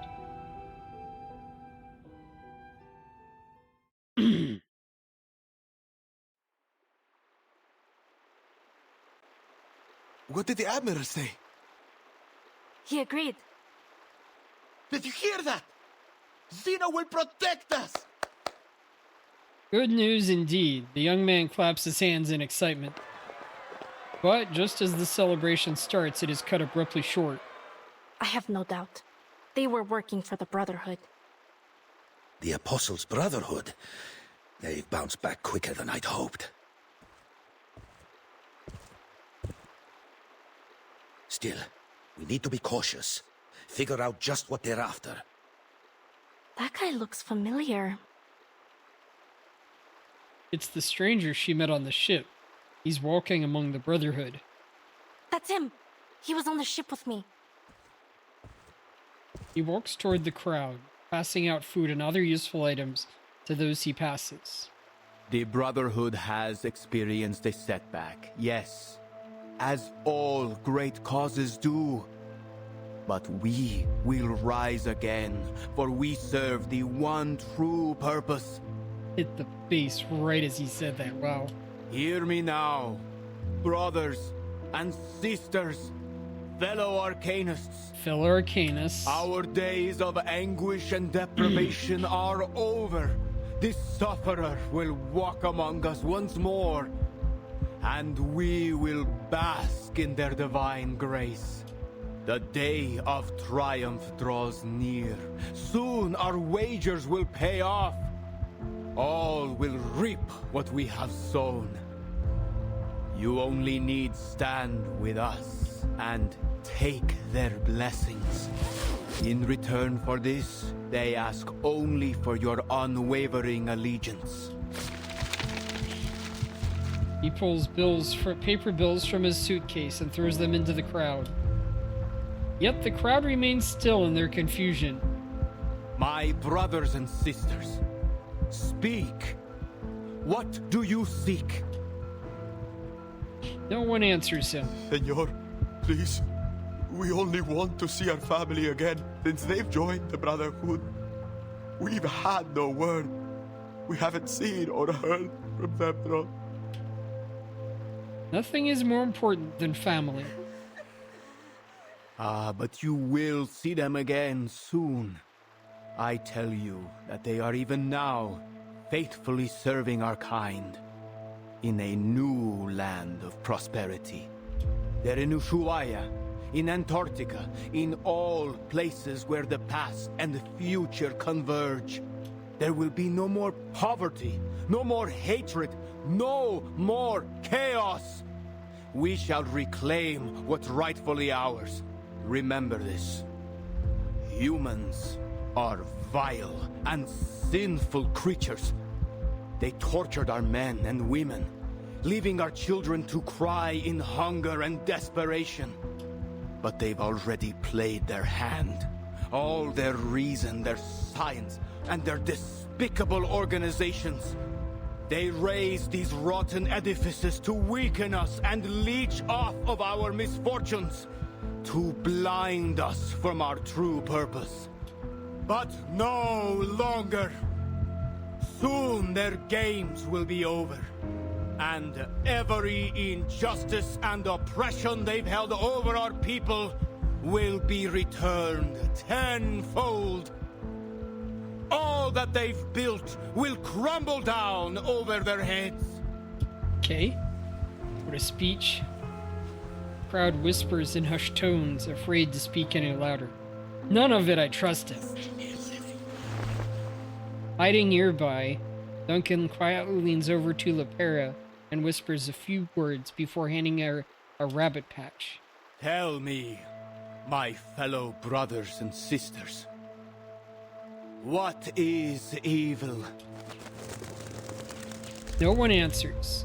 The murmurs of the crowd quickly fade, creating a heady silence. A few crows fly overhead. Evil is the absence of good, and to find what is good is to follow our path. The High One has promised us strength and glory.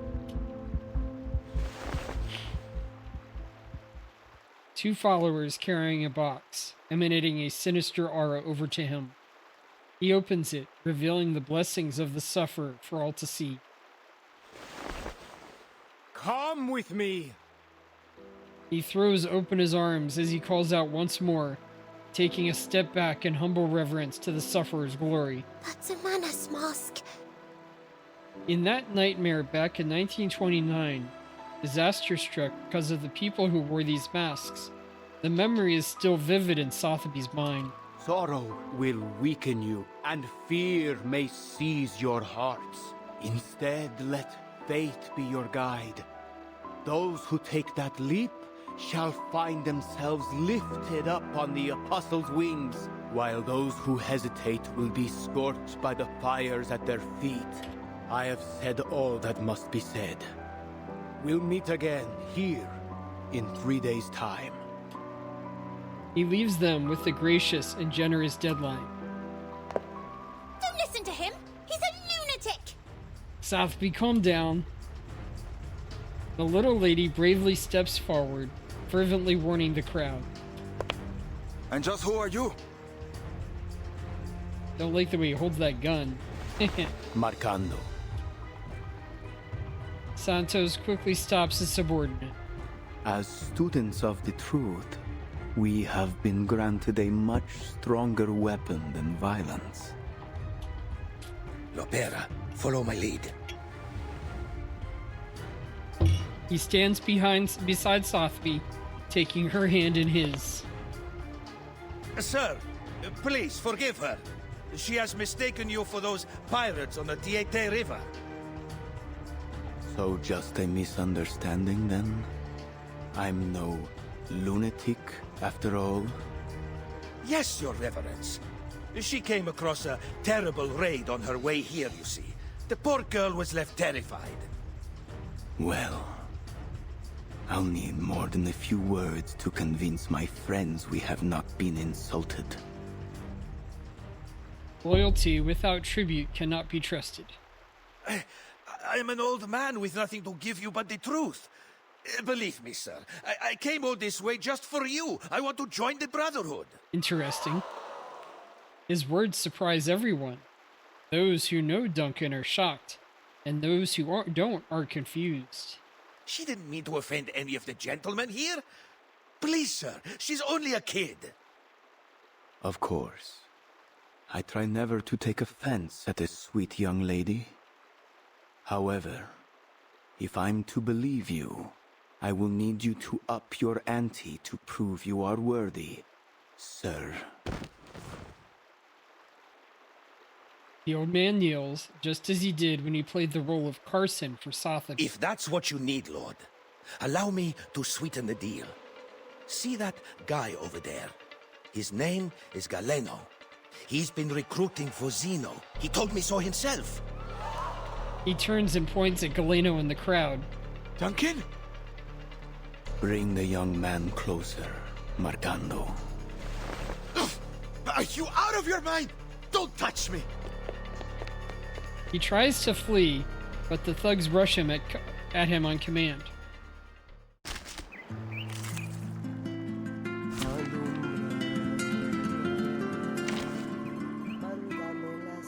Let's try somebody else. It depends on the budget. Who ate beans?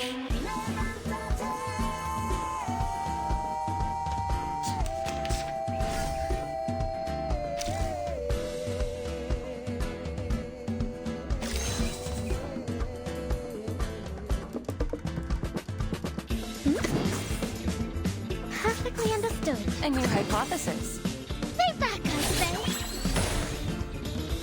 Do you have a little faith in me, Master? The benefits of field mapping.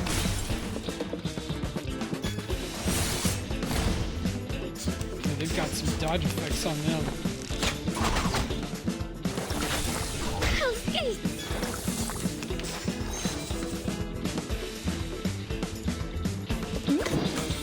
A good point. Please, allow me. Taking another look? Alright, that worked as their dodge got... Okay. Just had to take away their dodge a little bit. A new hypothesis.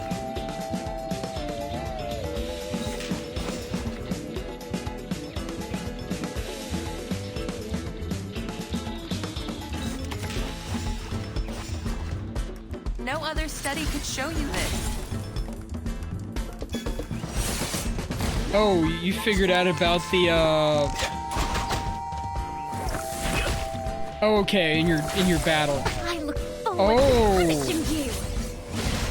Interesting. Although we come from different lands, we share the same dream. There is still much to be hopeful for. So is that per hit? So if you do like a wind song where she hits you with like 3 or 4 hits, that'll still be pretty good.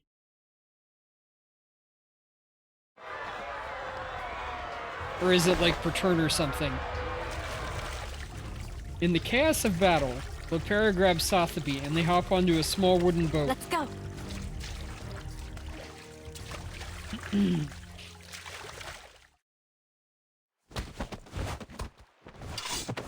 Surrounded, Galeno finally stops his struggle when a knife is pressed to his throat. I admire your courage, but bravery alone won't protect you from harm. Tell me, son, is what he said the truth of it? He turns his head, refusing to respond. Now, you'll give me the names of Zeno's new recruits. Who are they? A drop of blood falls from Galeno's neck as the cold blade of the knife presses into his skin.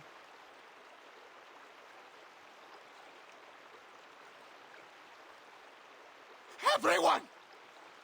Every man and woman in this city that still has a shred of integrity! Duncan punches Galeno squarely in the face, sending him reeling. I'm not gonna harm you, kid. And if ever I do, remember that old Duncan must have his reasons, and he'd never harm a friend intentionally. Galeno looks at him. He has that same old look on his face. Determined, brave, and resolute. This young man has one day to think it through. He will give us his names. He sheathes his knife and hands Galeno over to his new companion. Or he will give us his eyes and tongue as offerings. Mr. Duncan, let this task be set on you. Prove yourself worthy of our trust. It will be my honor, Your Reverence. Marcando, you'll stay with them. Don't forget what I told you earlier.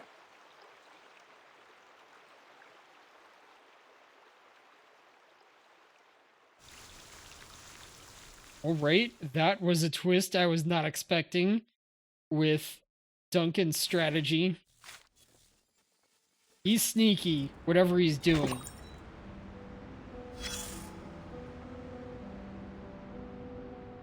This place was once known for its inexhaustible mines, the riches of its rainforests, and its brave and passionate people. But now, the first two are gone. I'm guessing poison would also be decent on them, as that does its damage over multiple turns, maybe. And each poison effect might be counted separately, I'm not sure.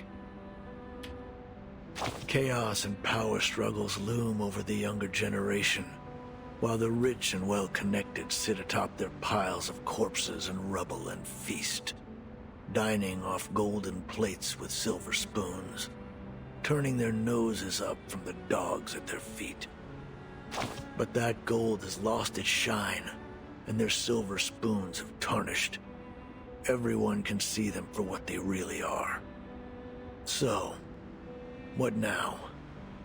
Either the people save themselves, or turn their fate over to the hands of the so-called savior. What would you do, if it were you? I'd save myself first. That's a smart choice. Now and that as the you saw, carnival's I do over, have people Tuesday. Have to deal with more than just their hangovers. I doubt I'd they run must it. Figure out how to save their own skins. I doubt I'd run a Dusk Poison team without her. Most, though, will just run around like chickens with their heads cut off, begging for their pain to be taken away. But all they'll get is another morphine shot. Nothing close to a real solution. Fear spreads like a disease, until an entire generation is out on the streets, hoping to find anything that will lift them out of their misery. Are we going to be alright? No need to start panicking just yet. Things are still under control. Your lady friend has stepped up to solve this mess, and the veteran knows what he's doing. This city is unlike any you've seen before. No? You must learn its secrets to survive. Remember which street kids are from which alley, and what intel they can be relied on for. Learn the dates when the dealers bring their medicine into port, and figure out which water tanks hide the key to the local gang's safe house. Don't look at me for answers. It's none of my business.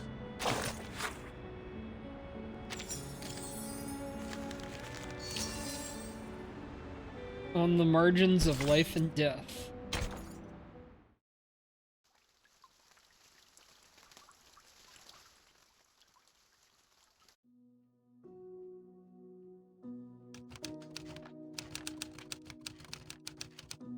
Life and death in Sao Paulo. A friend from afar. In the narrow streets, violence is so often more than just a means to ending conflicts. It is a tool, and one all too readily used. I must note, however, with some relief that segregation so commonly observed in other regions is absent here. The Arcanists of Sao Paulo live alongside humans, with the latter often displaying traits more common to their Arcanist neighbors. Passionate, if a bit touchy. Life here is incomparable to the comfort, security, and freedom of New England. Hardship, violence, and oppression are the fundamentals of life. As constant as the sun, and as heavy as the rain. This country is renowned for its coffee and sugar. It is a land of beauty and bounty. Treasures too often extorted. whether by the princes of Europe and their donatarios, or now by the bankers and corporations. Despite all the centuries of treasures extracted from the land, desperation remains everywhere you look. It is a place where insurmountable wealth and the deepest deprivations are neighbors. Sometimes they lie only a street across from one another. The multinationals have cut open the country's throat, and now they drink it dry, leaving the people struggling with poverty and chaos. It is a bleak existence. Dear readers, I share this with you so the story of these people might be heard. Okay.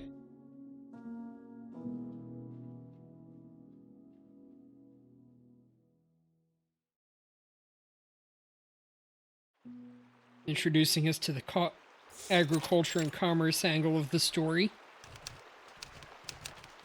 Doctor sits by the riverside. A small group of children gathered around her. They watch in awe as her typewriter hammers the letters onto the page. Shippy, do you know, has life always been like this here? If you ask me, Doc, San Paulo in 1990 isn't much different from Nassau 1681. It's a shame. Nassau. Between the sunshine and warm sands, I always thought that was called there is a good life to be Nassau. lived here, if only they were free enough to live it. The summer is long, just like the suffering of these people. I used to dream of traveling to all sorts of fascinating places. A foggy city by the Thames, and a little town blanketed in snow and sunflowers. I met so many different people, though I find I can no longer recall their voices. I have only their words left, only my records of them. Have you heard of a weed down at the bottom of Lake Ilapango? The people there turn it into a polenta with cornmeal. Supposedly, if you have it, you'd recall every last thing that's ever happened to you. Every bit of it. Wow. Wow! What's the weed called? The children turn to the ship in the bottle, their eyes filled with curiosity. They call it La Hierba del Tonto, Spanish for the fool's weed. You see, lad, only a fool would want to remember everything. Sometimes a little forgetfulness is a blessing in disguise. I beg to differ, Shippy. To forget the past, its lessons in pain and joy alike, that isn't a blessing. It's oblivion. But let's not argue over some mythical weed. For all the claims, no one has ever seen it. Just another myth, like the succubus or the minotaur. Bringing up the Minotaur let's again. talk about succubi instead. That's sure to get the lads pricking up their ears. Of course. At the mention of this, the little ship goes off again. Back in 1688, of course, our chief mate, Mr. Morgan, had an encounter with a succubus after he found her seal while carousing in Portobello. If the rumors tell true, once he got a hold of it, she grabbed a hold on him too. I couldn't say what transpired, but we never saw hide nor hair of him again. Oh, wow. No one can debunk her stories, but no one really believes them either. The children's curiosity fades, and their eyes start to wander. One of them spots two big fish floating in the water. Look over there! Something's in the water! Two figures float among the trash in the river, spluttering and choking. One is clinging onto the other as they struggle to swim to shore. What the devil is all that commotion?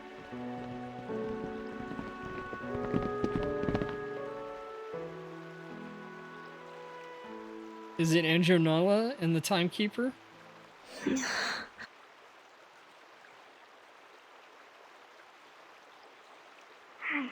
wake up! Hey, stay with me! Can you hear me? Hello? Kimberly pats her fallen companion's face. No response. She's still breathing. Why won't she wake up? Whew. What happened to the lass? The little ship makes its way over, followed closely by the children and the doctor. Seeing the little group of strangers approaching, Kimberly tenses up. Miss, are you all right? Is there anything we can do? Yes, I'm fine. The ship went down. Blow me down. These waters are getting rougher by the day. The little ship sways back and forth in its bottle, showing off its excellent condition. And we drifted down the river until we reached the shore here. A long way to go, only to end up in the favela. I know she's traveling with her friends, but I don't know where they could be now. Everything happened so fast. Shippy, what's going on? Are there people that need care? What's their condition? Just one, alas. She's still breathing, but she looks like she's been keelholed for a bit too long. Miss, please lay her down on her side. Kimberly does as she is told, maybe a little roughly. What are you going to do to her? The doctor kneels down, carefully clearing the girl's mouth of any residue before starting chest compressions. Save her. If I can. One push, another. It's a professional instinct, the duty of a doctor. An unexplainable impulse drives her to revive the drowning girl. The girl coughs up some water. The doctor continues. Good, good. She'll make it. Please, make sure her airway's clear. She coughs out more water, but still lies there, unable to move. Are you sure about that, Doc? The lass looks paler than a ghost. I think she's burning up. The doctor touches her forehead. It's burning hot. You're right. We'll need to take her back with us. I'll fix some medicine for her. Would you give me a hand, miss? Help her up on my back. Kimberly obediently helps the blind doctor lift the feverish girl onto her back. Oh. She's almost as light as a child. The children run up, pulling aside the hang closed for them to pass. I need to run some tests and see if it's just an ordinary fever, or if she has contracted something from the water. Don't worry. You're safe with us. The doctor speaks to herself, or perhaps in reassurance to the unconscious girl. Where are we going? Wait up! Home.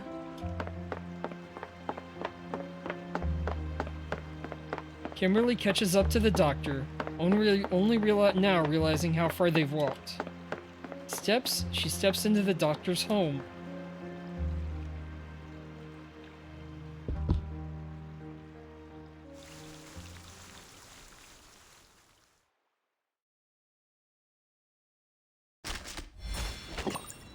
View in Dr. Doria's path. Memories from her past rush through her mind, but she hasn't been able to process them yet. Tap here to collect the fragment. She used to comfort those childlike elders with a siren song that made them forget their pain in aged bodies.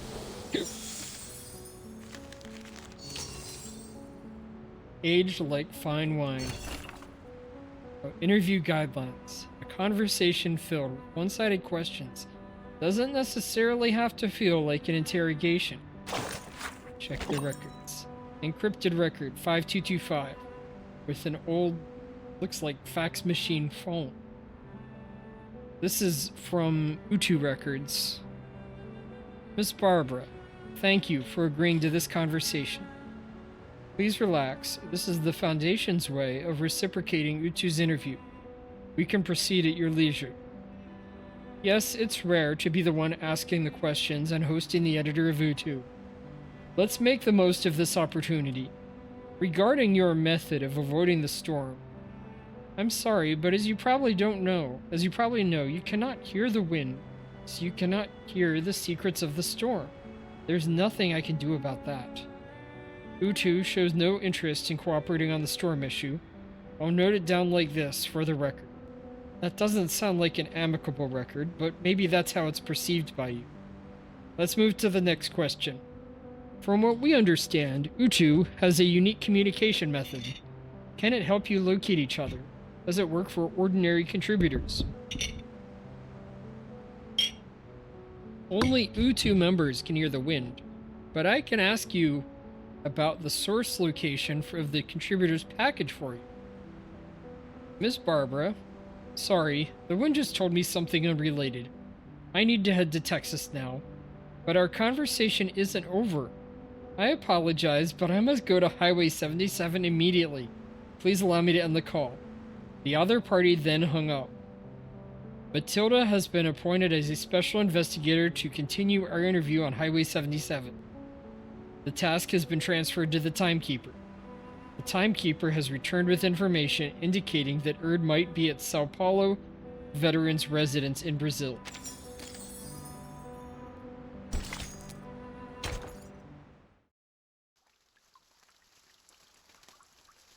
Aged like fine wine.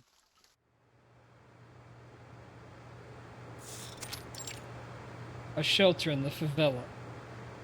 A fan whirs loudly, yet the room is just as hot as the outside. The doctor gently lays the unconscious girl down, resting her head on her lap.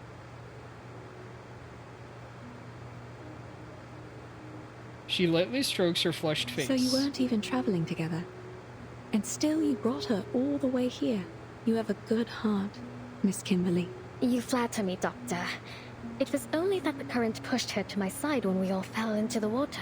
And I just couldn't forgive myself if I were to let her drown. An accident, or perhaps fate. In fact, she and I had met briefly before, in Texas. We didn't part on the best terms.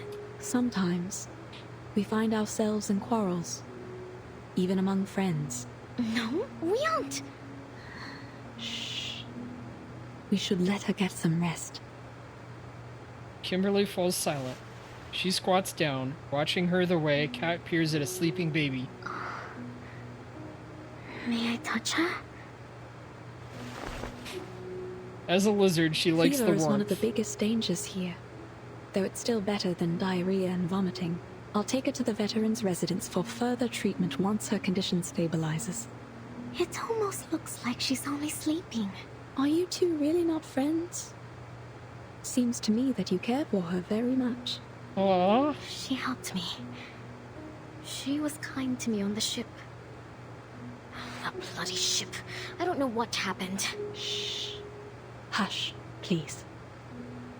The doctor presses a finger against her lips, a gentle smile on her face.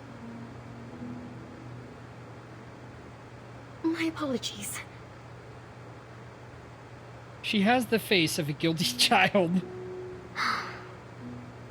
As I said, it was only twice that we'd met. And somehow, both times turned out quite terrible for me. The doctor strokes the feverish patient's hair. It's beautiful, almost the same shade color as hers. Her hair is so silky. It's smooth and soft, like fine rain in my hands. The doctor gently combs the hair with her fingers, slowly untangling the matted strands. First it was Tuesday's motel.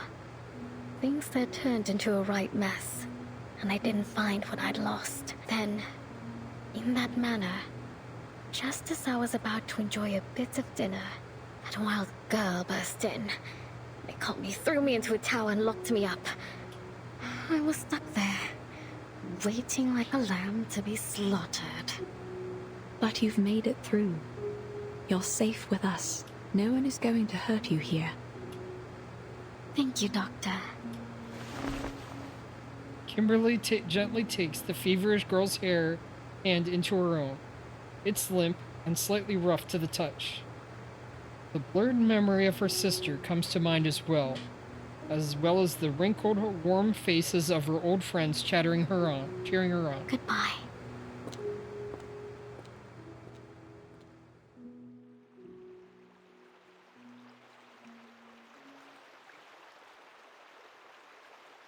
Satisfied that she is paid back for her kindness on the ship, Kimberly leaves through the back door.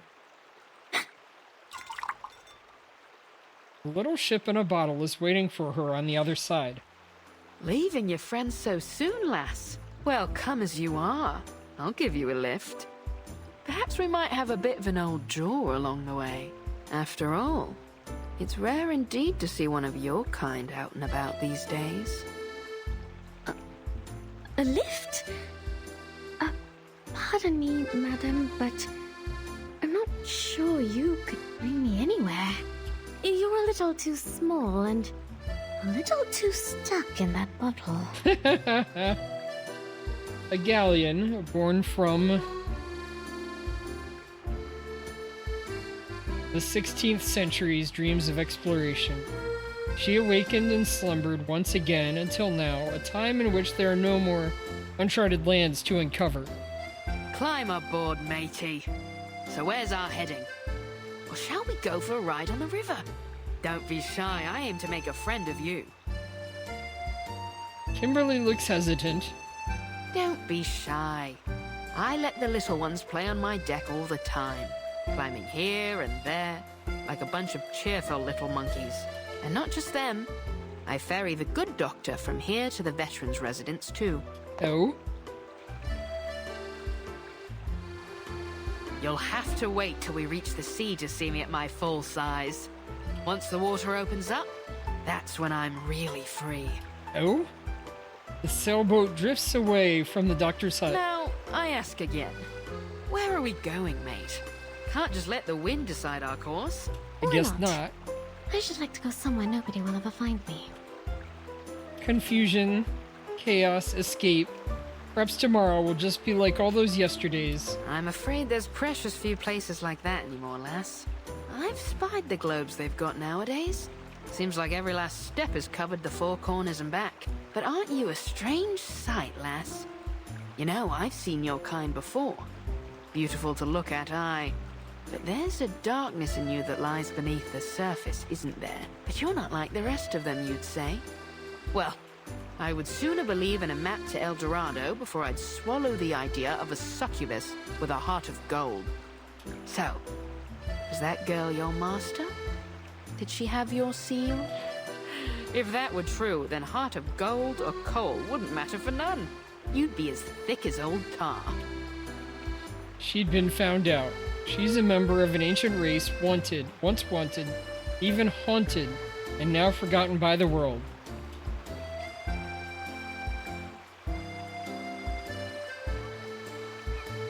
A few seagulls land on the boat's edge, joining them for their journey. What? Are you wondering what gave you away? Your gloves don't do much to hide those claws. I could feel them pressing on my railings as soon as you hopped on. Kimberly hides her hands behind her back. Her reaction betrays her. No use hiding them now, matey. Her hearty laugh sends ripples through the water. You! Kimberly scratches the mast with her claws, but this small protest does nothing to dissuade the ship. Are you going to turn me in? She looks around. This place looks safe enough. Just one small leap and she'd be back on solid ground. Turn you in? And how do you suppose I do that? I'm only a ruddy ship. Bring me back up on land and I'll be stuck right back in the bottle. No, lass. I've sailed with rougher folks than you. My old captain had a bounty on her head, too. She's a fugitive, hiding like a frightened bird. Oh man, that was a cool sound effect right there. Thunder rumbles in the distance, scattering the birds perched on the roofs of hut either side of the river. It makes her quiver, but for the boat, it brings back fond memories of sailing the roaring westerlies with a captain. Rain starts to pour. The wind picks up, filling the ship's sails and racing her down the river. Just so you know, I very much doubt they'll pay you anything for handing me over. Maybe so, maybe so. Now, you've got the law in your tailwind. What happened? Did you spring loose from the old gibbet? Mark me now, young lass. If you're going to try to pull one over on me, you'll have to do a lot better job than that. That same old trick. Are you mocking me? This is not how one ought to treat a new friend. Quite right, lass. So then, who are your pursuers? And your master? Shouldn't you be under his protection? My old crew would say any captain that can't keep a ship safe is only good for bait. I have no idea where he is, or where my seal is for that matter. He was a no-good fool, though. Or only good for bait, perhaps. I hope he's dead, rotting in some sewer back in San Francisco. The rain stops. Brief and intense, just like her escape. Well, mortal flesh doesn't last long. I've ferried many a passenger in my days, but none yet have escaped when Davy Jones came calling their name. As I recall, the first that went was William Halfleg. He lost the other half in a fight at the port of Southampton, hanged on the governor's orders. And Edward the Red Hand, a nasty piece of work from the Low Countries, loved a bit of throat cutting, until he got his own throat slit by some fool in a ramshackle pub on Tortuga. She fondly remembers every one of her crew. Though they all died hundreds of years ago, it feels like yesterday to her. Sounds as though they got what they deserved. That they did, lass. They all got what they deserved. Some hanged, some drowned, some we marooned on a desert isle with naught but a pistol and a flagon of rum. I've been to Plymouth, Nassau, Port Royal.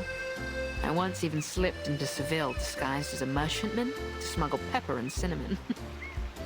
Wherever the captain wanted to go, we sailed.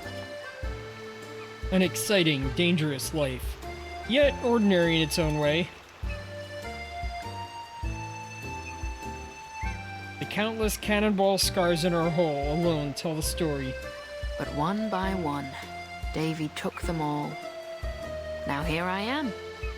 A ship without a captain.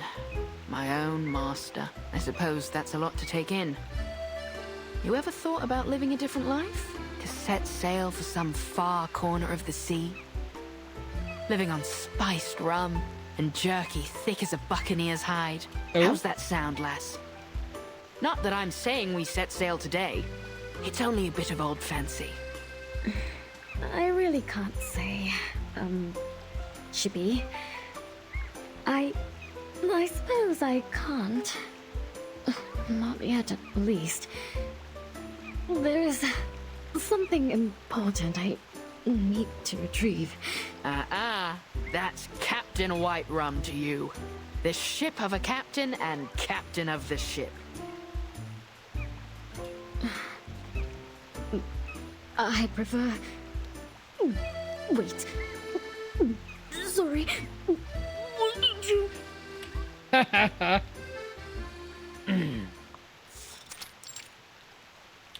Back at the favela. As the ship docks, she leaps ashore, doubles over in an alleyway, and retches. Seasick? I hadn't thought your kind capable of it. I didn't expect this, either. A can rolls over, gently hitting her foot. Annoyedly, she kicks it away. Not far away, a few boys have been practicing their soccer skills with it. One mischievous boy kicks the can back towards Kimberly. What now? This time, she picks up the can and angrily throws it at the boy's head. Caramba! I like this girl, she's feisty. He straightens up as he slowly makes his way toward her, a cocky grin on his But face. with the Brotherhood, Gorota, you apologize, now we might just let you go. Don't you know that Lord Santos is back? We can make this rougher for you if you like. Careful, me lads. I wouldn't pull those knives. Things may go rougher than you'd bargained for. Oh?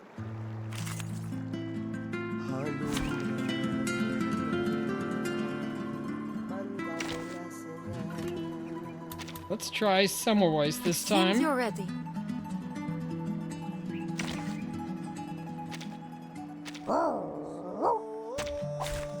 Which of these darlings shall we attend to first?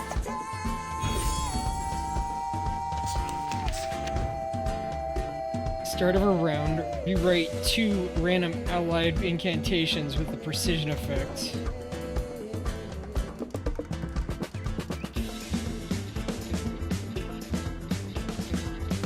Oh, so the last attack I play gains critical rate and penetration rate and ignores dodge. It has to be marked with precision and played last. Okay, precision have...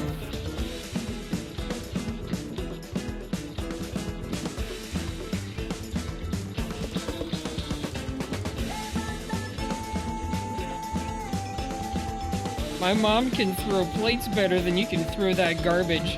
Was that the best you've got? Those slippery little buggers are going to be hard to catch. Ugh, I know. I'll catch them one way or another. Alright, she's going to buff Anjo Nala. That was certainly a choice. Anjo Nala does the precision and casts that. Our victory comes in a tide of blood. Keep calm.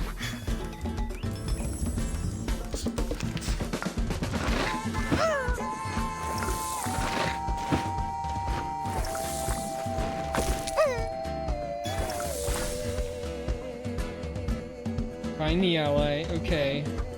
We're binding Semmelweis.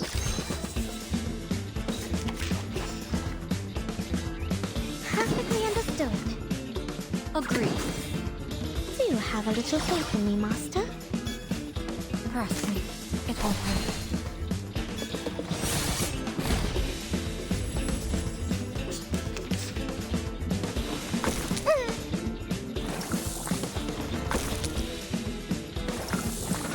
I look forward to punishing you!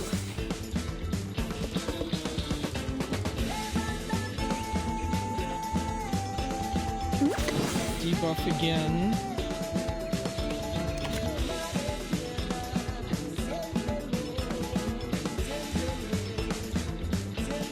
Shall I, The Master? party agreed with your decision. My dark embrace! Dodge.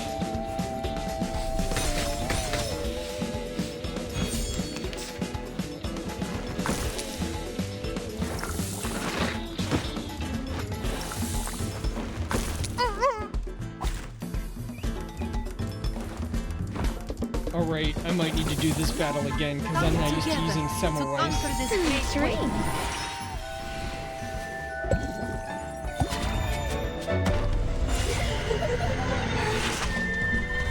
Oh, that is a... Oh, that's probably enough right there. Alright.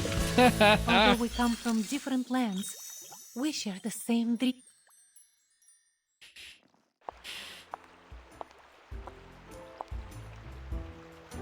The boys are no match for her. Not so tough now, are you, boys? Try this again, and I'll make a mince out of what's left of you.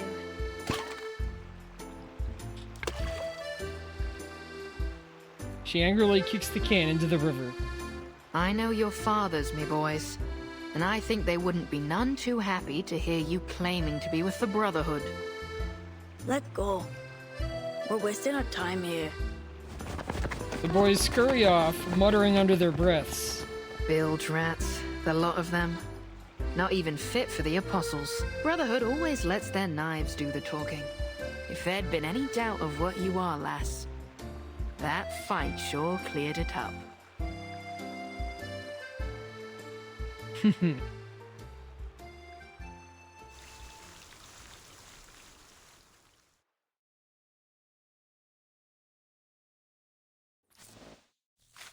Humans cannot use arcane skills like arcanists. They rely on technology.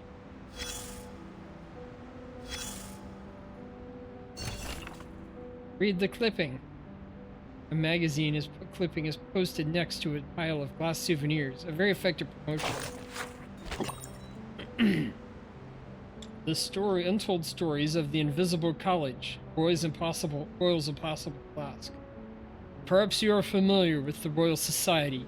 Maybe you're even able to name every president. But do you know its predecessor, the mysterious Scholars Assembly, known as the Invisible College? Today, we will introduce the central figure of the Invisible College, Robert Boyle, the famous alchemist, natural philosopher, and founder of modern chemistry, along with his mystical stories. When discussing Boyle, one must mention Boyle's law, which states that at constant temperature, the pressure of a gas is inversely proportional to its volume. Boyle demonstrated this with a U-shaped tube filled with mercury. But before that, Boyle tried various devices and countless designs in his quest for a frictionless flask with a piston. He even employed arcane skills, casting an incantation of proportional scaling into a flask. As a result, the flask could indeed compress and expand objects perfectly. However, arcane skills being what they were, the object's mass would shrink with its volume, and the process would cause noticeable temperature changes. A very successful arcane skill, but a failed experimental apparatus. These flasks were eventually donated to the Royal Society, but it's said some ended up in private hands. So keep an eye on the ordinary flasks around you. One of them might just be a highly convenient and possible flask. Probably the one that Duncan has, maybe.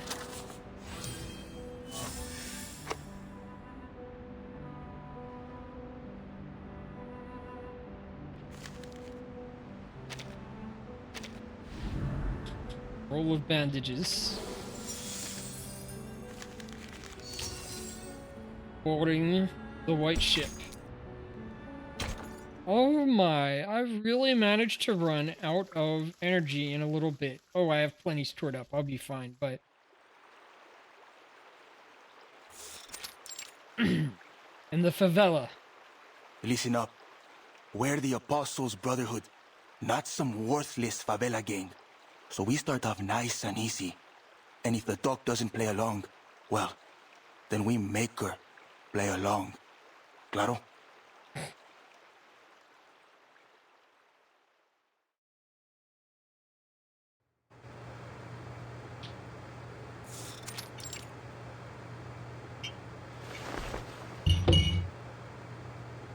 The feverish girl looks to be doing much better than before. Dr. Dories is crouched by the side of the bed, gently wiping her face. A few uninvited guests burst in. Hola. How can I help you, gentlemen? Hey, is she really blind? I'm afraid yes. But please don't worry. I'm more than able to treat all my patients. Are you feeling unwell, sir? Ricardo glances at the patient on the stretcher and signals to his men. His dogs quickly surround the patient. Sir? We heard that you're a good doctor. We got someone who needs your help. You're Dr. Doris from the Veterans Residence, right? Yes. And may I know who you are? I won't turn away a patient, but I'll also need some assurance that you can be trusted, sir. So, is she coming with us or not? He kicks over a cabinet, causing the test tubes within to smash in a small explosion on the floor. Oh? Did you hear that? Sounds like some kind of explosion near the clinic. Should we go back? It could be an accident, but she's got away with her equipment. Doubtful she's the cause of this. Steady on then. Let's hurry back and see for ourselves.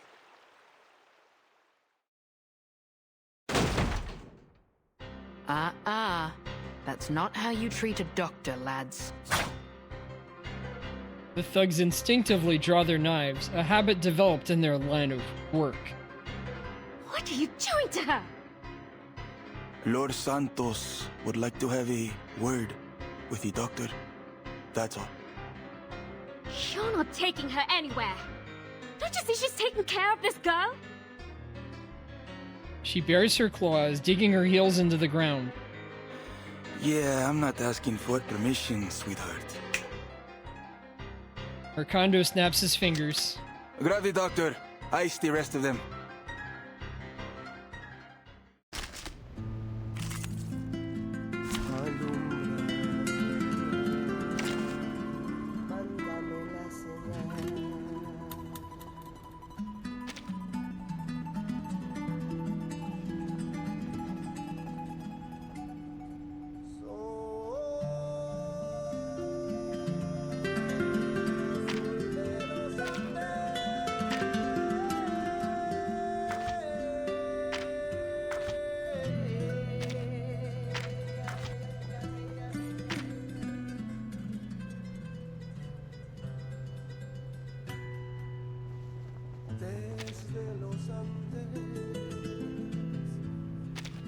Wait! Give me 10 more minutes.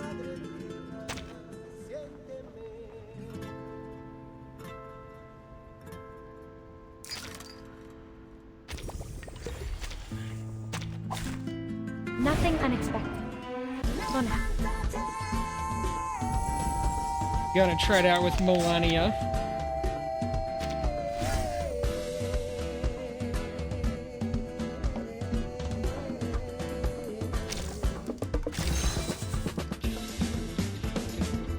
And these guys...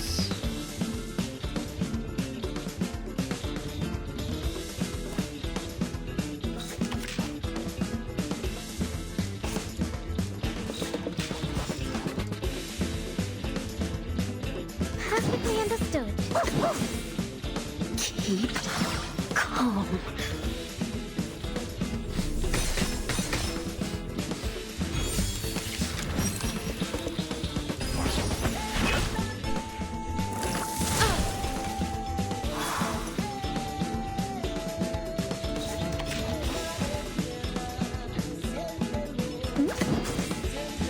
Andy. Feel my dark embrace. 3, 2, 1, down.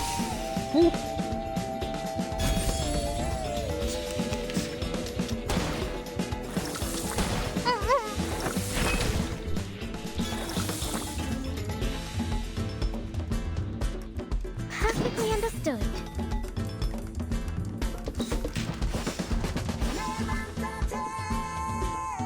The puppy agreed with your Let's see if decision. it's...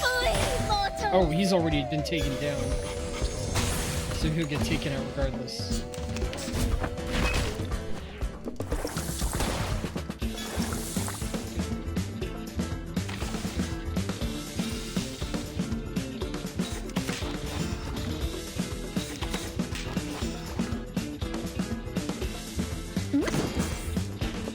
Yeah, they're both down.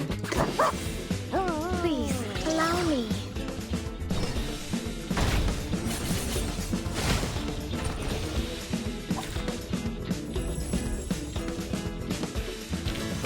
Whew, that went smooth. Exactly.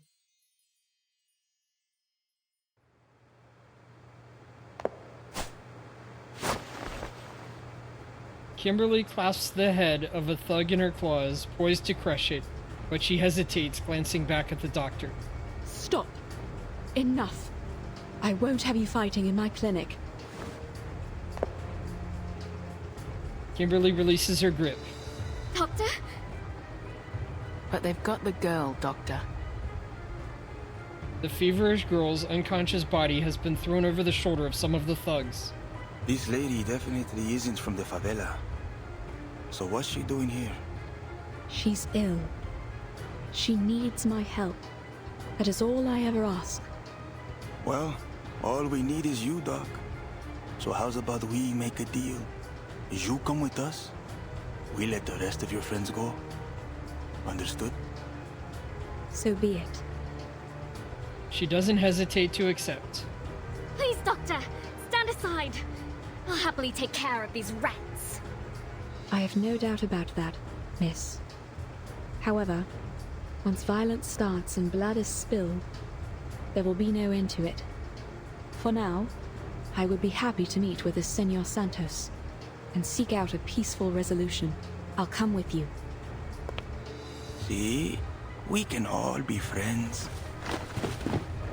The thug pushes the feverish girl towards Kimberly.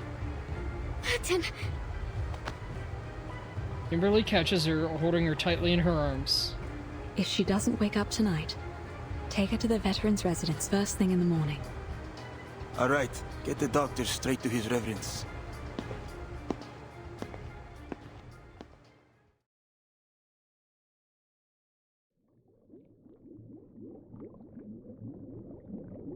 A long sleep with no dreams. No worries, no troubles, no thoughts. Like being back in a warm, dark, damp room.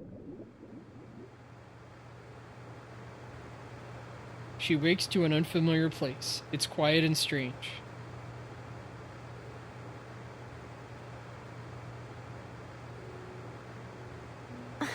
Have a good rest, did you, Sleeping Beauty?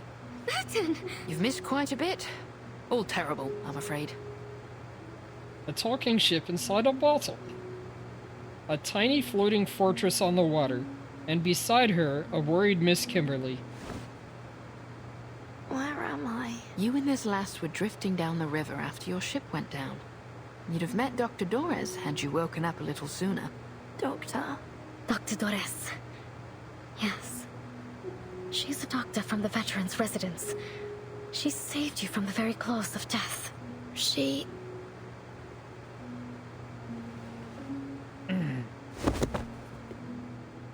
She can't walk. Her body is still too heavy. Aye, you were burning up, lass. But the good doctor pulled you through. She was right there by your bedside the whole time. The good news is, we think she's still alive. Still alive? What's the bad news then? The bad news is she's been snatched up by the Apostles' Brotherhood. What? Rest now, lass. They aren't likely to hurt her for now. You'll need your strength for later. Some scallywag by the name of Santos wanted to have a word with her. So they said. Everything has gone to hell since that ship sank. Lepera and Sotheby. Where are they? There's a shooting pain in her arm. I remember we all fell into the water. I'm sorry, I didn't see them. We washed ashore together. My map. Have you seen it? I have to get to the veterans' residence. They may very well be waiting for me there. Come on your feet. Well, I may be just the ship to get you there, ladies.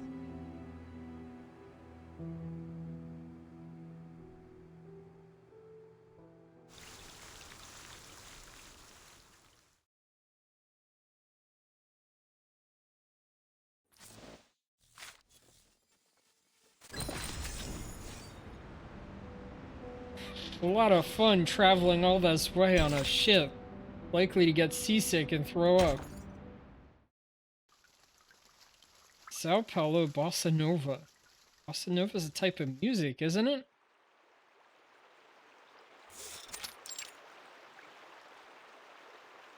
After instructing his men to take Dr. Dores to their chapel hideout, Marcondo walks over to Duncan, who is watching a group of hostages.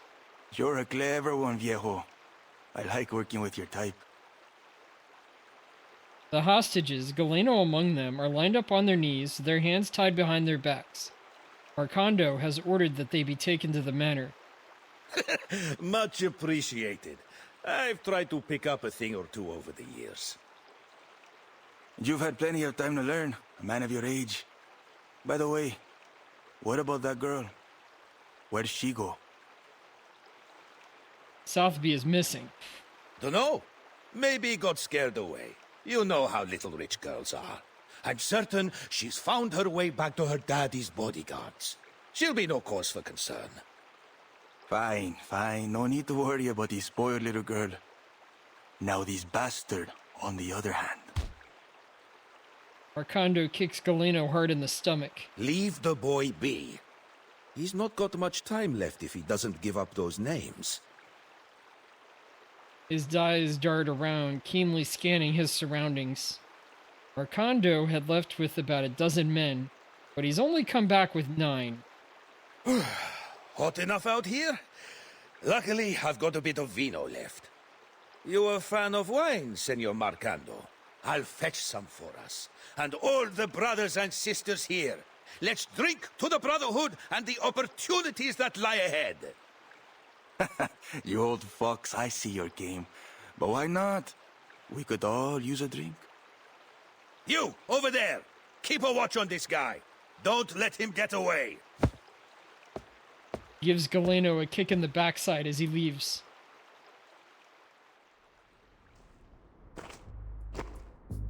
Old Duncan waits by the water, his eyes anxiously fixed upstream. Eventually, a small boat carrying Lepera and a few men rose into view. Finally. The boat docks and they jump ashore one by one, carrying spiked wine in their hands. Duncan, You nearly had me there. When did you plan all this? He's doing it by the seat of I've his had it pants. brewing for a while, but things have been changing fast lately. Honestly, I didn't expect to be doing this now. He counts the men. Just 6 of them. Fewer than expected, but enough. There's enough snoring syrup in the wine now to put them all in a dreamy, deep, deep sleep. Oh, but might it have had a stronger effect if I had included a dash of slumber belladonna in the recipe? This will be more than enough, little lady. We only need to get them to drink the wine. Then? Oh, then you must drink this. Just a drop. She rummages around in her skirt for the potion. Eventually, she produces a bottle of thick, pine green liquid. It will stay on your tongue and prickle around in your mouth. That way you won't drift off like the others. I've concocted much tastier potions before, but this one... Memories of her past experiments come flooding back, almost bringing her to tears. It'll do just fine. Thank you, little lady. He smiles as he takes the bottle and downs its contents. He raises his flute, signaling the next step of the plan. Pass me the wine and wait for my signal. When you hear me playing this flute, you'll know it's time to strike.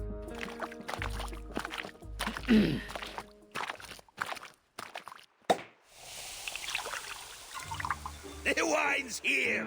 Courtesy of an old friend from Mexico. Take a glass, everyone. Here's to his reverence's good health. To his reverence's health. To Marcando. To the Invincible Brotherhood. To Marcando. The flattery and alcohol have successfully lowered Marcando's guard. Duncan, that's your flute. Give it over. Marcando snatches Duncan's flute and looks it over. This is a fine flute. Duncan, did you said that you got a friend in Mexico? Huh? You know that old Mexican song, La Llorona? Can't blow the flute just yet. A few men are still awake. That I do! I learned it from the best! In the cactus back in Tulum. From a fine young lady with silky hair and gentle eyes as dark as coffee. An improvised lie, but there's truth in it. The cactus bar in Tulum is real, at least. Claro. So, how fine was this chica, huh? It seems beautiful ladies are much more interesting than music to him. Don't let me start spinning that yarn. It'll be no fun for you to watch an old man bursting into tears. Lies and fake tears. Duncan's acting wouldn't fool the sober, but with his audience under the influence of alcohol and potions, he just might get away with it. I'll only say I was heartbroken by the time I left. Ah, that love of mine. Anyway, enough about the old flames of yesterday. Let's raise a glass to a better tomorrow. To poor old Duncan. To poor old Duncan. Duncan adeptly retrieves his flute before pouring out more drinks.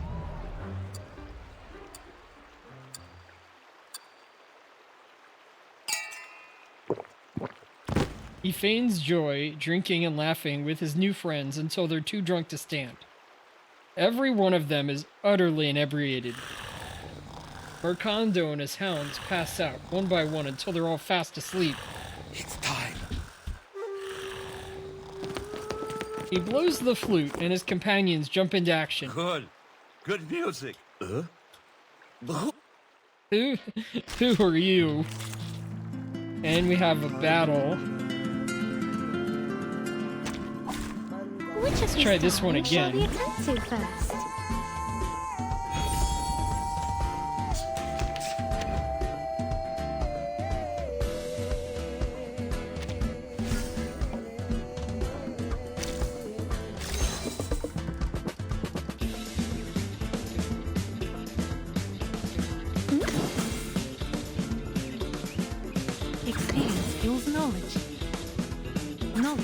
drives progress.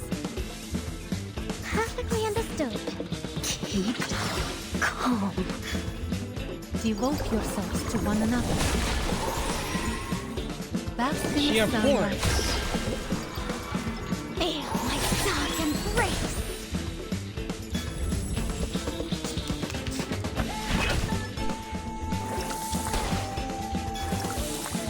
So the first one. See how my skills glisten in the sunlight.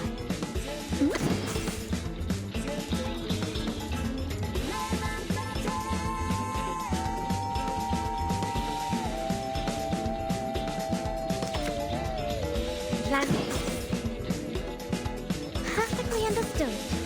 The sparkling of the sea, the shimmering of scales. There is always a light to follow.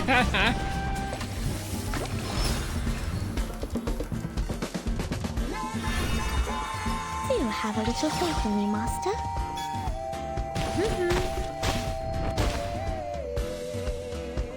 Stay back, I say! Okay, that's a single target, and his die just gone away.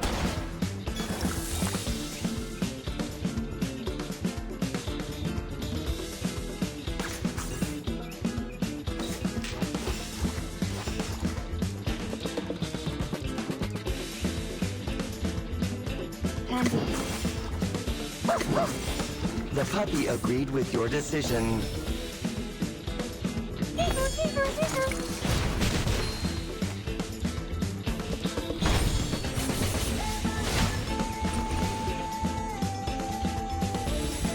Need to do a longer battle to really get a feel for that. Oh, we've got a few more.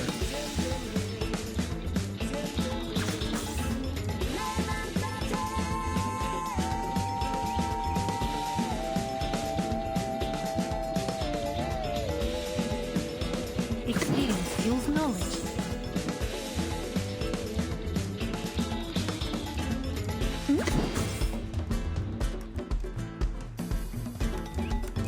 Shall I, Master? Knowledge drives progress.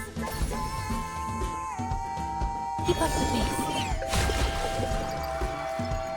Keep calm. This is for us all.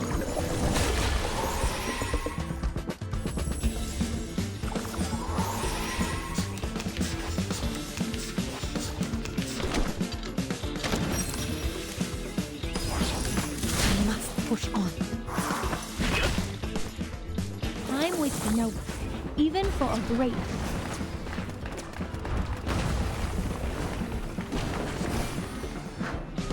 Oh, yeah. Sweet dreams.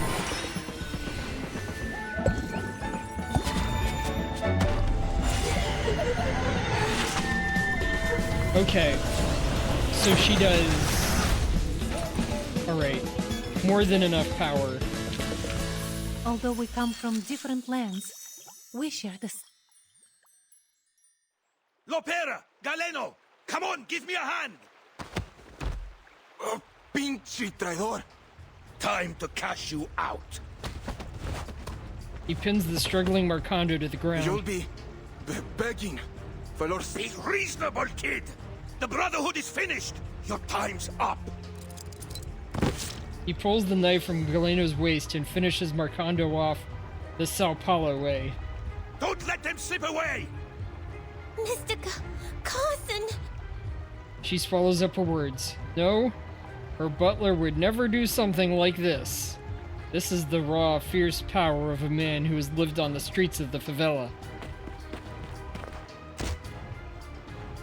Meanwhile, Lopera catches up to a fleeing thug and craps him over the head with the butt of her gun. Let me. He picks up a metal bat and stands over the fallen thug in front of Lopera. Think you can handle this? Yeah, I've got it. He swallows hard and aims at the spot where the gun butt struck. For the favela, the Brotherhood must go!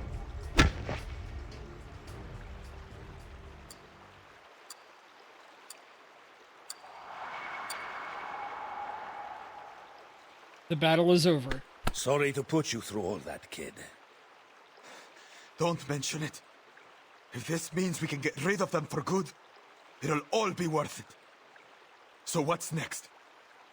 Next, Zeno will come around to pick you up. But first, we've got to get back to the veterans' residence. Unease spreads among the group. They exchange a few glances. No, senor. One of you has to stay. The people need to see you, or they'll worry that you've deserted us. I can make it there on my own. Stay with him, Duncan. And me! An unexpected volunteer steps forward. I've seen there are many sick children here in the favela. I'm certain that I could do something to help them. I'm not sure it's a good idea, Sotheby. The favelas can be dangerous if you don't know them. The brave young lady can stay with me if she likes. I'll keep her safe. Galeno and the others nod. What do you say to that, little lady? Miss Sotheby is never afraid. It's decided then. Lopera, head for the veterans' residence. Tell them what happened and contact Admiral Igor from there. All hesitation leaves Lopera's body once she hears her father's name. Galeno, you've done us proud, kid. If I were king, I'd have made you a knight. Who knows? Maybe the little lady could do that for us. But first, young Galeno, we'll seek another deed worthy of knighthood. It's time we fight for our people.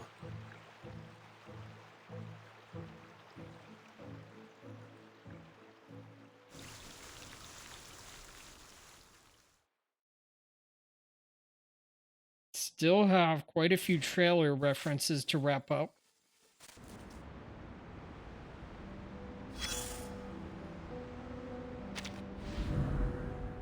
An ordinary-looking wrench, bursting with stories and the marks of time, just like the old craftsman it belongs to.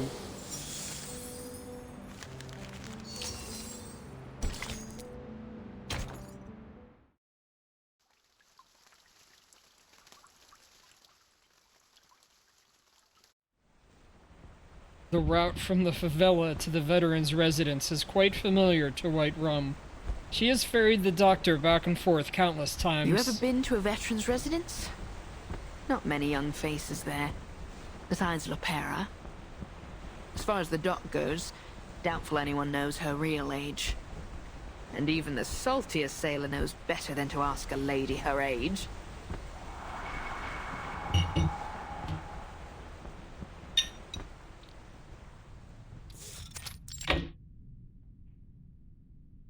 Ooh, I see that joke missed the bow, so to speak. No. It wasn't a bad joke at all. Really. A joke would usually warrant some kind of response. Aye. Thanks for the kind words, lass. But best to leave old Flotsam where it lies. Mama Mariana from the veterans' residence brings out some snacks. There's plenty of sugar to go around in this neck of the woods. Have you been feeling this sweet young lady's head with your tall tails, Shippy? The little ship used to live with the doctor in the veterans' residence, but today she returns alone, and neither of her two passengers is her old roommate. Sorry to show up without proper notice. Oh, don't worry about it. Any friend of Lopera is a friend of ours. Oh, if you'd come a couple of days earlier, we would have introduced you to Senor Duncan and Dr. Doris. But they've not been around in a while. That's a shame. I was looking forward to meeting them. Hopefully we'll see them soon. Kimberly wanders around the courtyard. She's still on guard, but she seems to be oddly familiar with this place. You know, I knew a girl who looked just like her. A caregiver here way back in the 60s, back when this place was called Heartfelt Home. She scratches the chin of a kitten in her arms. But it can't be her now, can it? Besides, I'm old now, and my memory is a bit fuzzier than it used to be. May I see Dr. Doris's room? She wouldn't mind. But please be careful not to move anything. It's that one over there, dear. She never locks the door.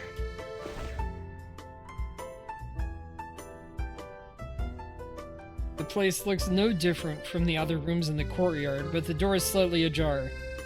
Green vines hang from the roof, and the weathered walls bear the passage of time. It's a simple little home. Kimberly stands by the door, a stray cat in her arms. She scratches its belly. How dare you scratch me! The cat leaps out of Kimberly's arms, grabs a hold of one of the vines, and clambers over the wall of the veteran's residence. Back here, you fluffy rapscallion! I'll have your tail, you hear me? She's not as agile as she looks, or perhaps the kitten has made her soft.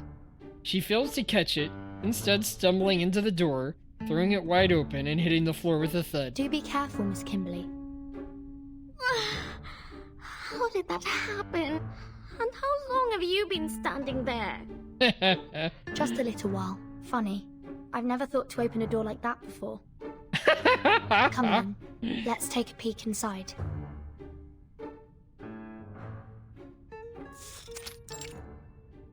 Guest room in the veteran's residence. It's a rather ordinary guest room. Except there's a peculiar white marble chair sitting by the window. It has a red button on the armrest. The marble feels familiar, but no memories come to mind.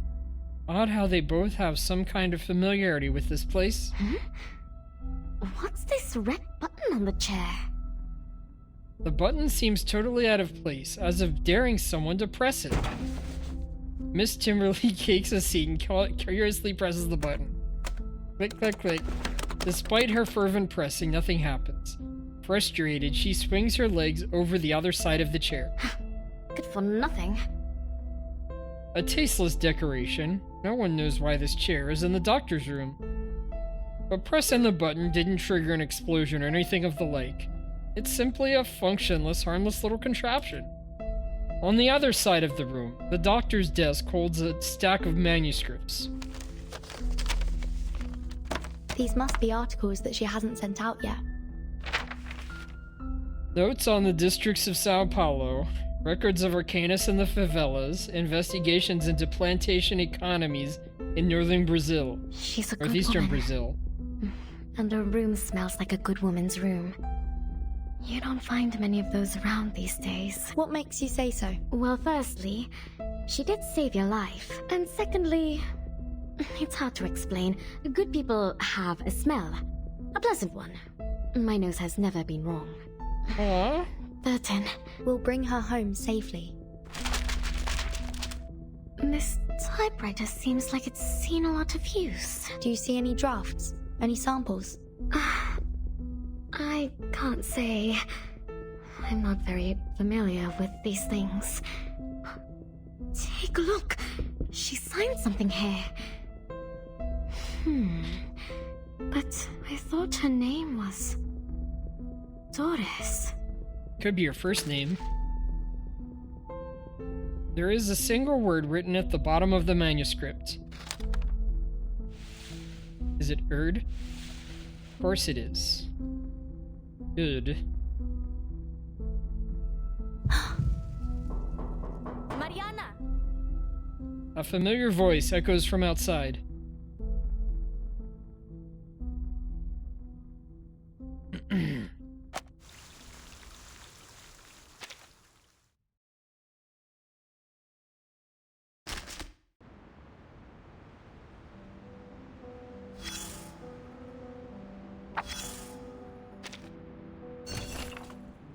Appreciate kindness.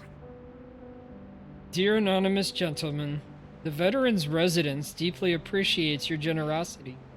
Your donations have been a great help during these difficult times. We've taken to calling you Mr. Marble, after your donation of that fine marble chair. I assume marble holds some special significance for you. If you happen to see this letter, we hope that you will someday come through the door and accept our thanks and hospitality. I'm sure you'll be pleased and comforted by the heartwarming sights inside the home you so long supported, and we'd love to hear the story behind the large red button you've placed on your gifted chair.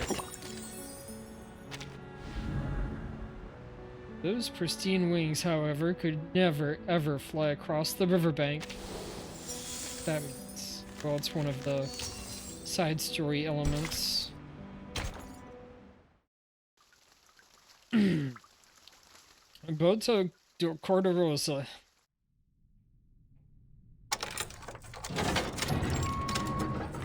At the Sao Paulo Veterans Residence. More visitors.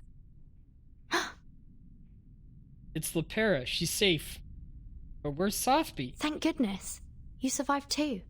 What about Sotheby? Oh, something happened in the favela earlier, so she decided to stay there. Don't worry, Duncan's with her. We've got bad news. Dr. Doras has been abducted by the Brotherhood. What?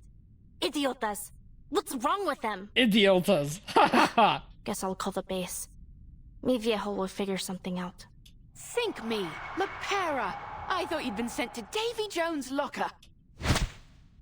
White rum soars through the air and lands squarely in Lepera's arms. The ferocity of the embrace is enough to knock a grown man to the ground. Why did you think that? I'm tougher than the stubble on the chins of the old geezers here. I'm like you, a ship that'll never sink. Timekeeper? Who's that over there? Kimberly is peeking out through the doorway, only a sliver of her face showing through the gap. Kimberly? Did mi viejo let you go? She's been released? Oh, Timekeeper, let me explain. When we were routing out the deserters, we found Kimberly hanging out with the Manus thugs. Pa took her off somewhere. And he always has a plan, so I didn't bother asking where she ended up. Hey, come over here and say hi. When did Pa let you go? Or did you sneak out somehow?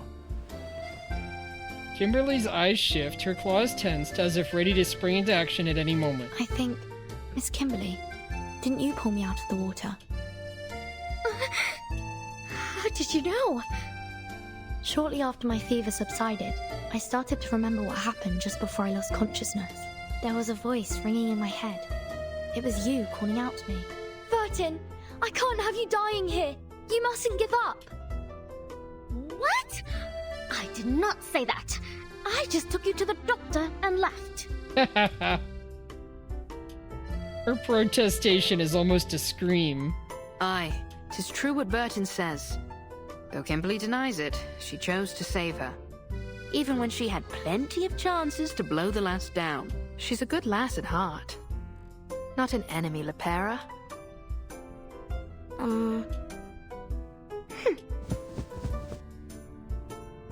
Lepera lowers her guard, offering a friendly wave to Kimberly. Kimberly cautiously steps out of the doorway, but maintains some distance between the two of them. Lepera looks at her new friend. Her attire has given her a totally different appearance. After a brief pause, Lepera smiles at her. You have to understand, it's pretty hard not to suspect someone who hangs around with the Manus. Anyway, I guess there must have been some kind of misunderstanding. Back then, I didn't have time to... In any case, I'm sorry, Kimberly. Lepera extends a hand in a gesture of peace, but Kimberly hesitates, her claws tensing once again. It's fine, but don't think I'll forgive you so easily. Speaking of the Manus and the Brotherhood, I never quite understood what they were trying to do. I don't blame you. I still don't really get it either. So you're really not in the same boat as them? Same boat? A sudden yet perfectly reasonable question. Of course not! I don't have a boat! No, I mean, I'm not in any boat with anyone! If only I found my... She looks around as if she'd forgotten something, but finds nothing. Listen, I don't know who it is you're looking for, but it's not me. I've already told you everything I know. If I'm not welcome here, now get out of your way. Just... please, don't take me back to the place. I don't want to see that thing ever again. She refuses to look at the weapons around Lopera's waist. Perhaps in a restrained sense of rejection or fear, or something hidden deep within her heart. All right, girls. If you want to have a chat, at least take a seat first. It simply won't do to have you all standing around the entrance like this.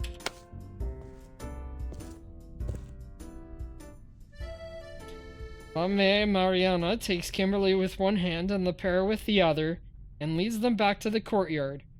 When they arrive, she lays out some pacoca for them to snack on. Eating candy is bad for your teeth, Bobo. Oh, I'm much too old to worry about that.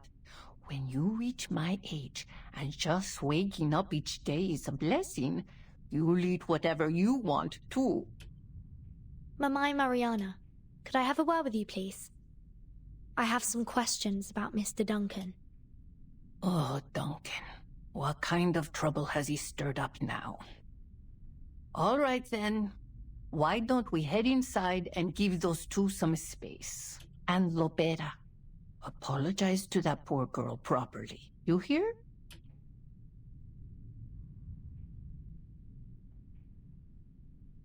Every lost friend is worth remembering. Mi Viejo released you, which means you can't be trusted. And you saved Verton's life, too. I guess I shouldn't have been so hostile towards you. Here, have a drink. As a token of my apology. She hands her a warm cup of something dark. It has a rich smell. Salvadoran coffee. Great if you need to pull an all-nighter.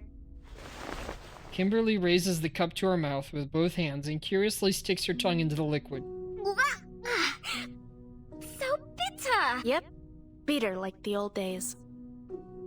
Lopera falls silent for a while.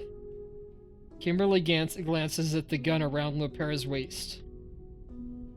You know, back in Colombia, my father did horrible things to his plantation workers. Well, my biological father. Not Igor. Lopera looks into the sky and laughs resignedly. It's as if she just spoke as a stranger rather than her flesh and blood. He said, "No, that's not the sound of gunfire outside. The workers are setting off fireworks. They're celebrating, but they weren't fireworks." He betrayed his workers, his compatriots. It wasn't a celebration. It was a massacre. After that, I ran away from home. One day, the Admiral and Molly found me. That's how I joined Xeno. Betrayal's as common as dirt here. Comrades, friends, family, anyone could sell you out. And for cheap, too. I hope you can find your boat soon. You know, a place where people have your back. Can I not drink this? Of course. Don't force yourself. I know the taste isn't for everyone. She clinks cups with her new friend. Carlota Lopez Rivera. That's my full name. Bit of a mouthful, huh? Lopera stretches out her arm, closes one eye, and lines up the moon between her fingers. She closes her fist, but catches nothing but the air.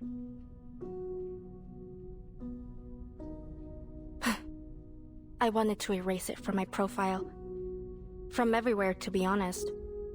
But mi viejo disapproved.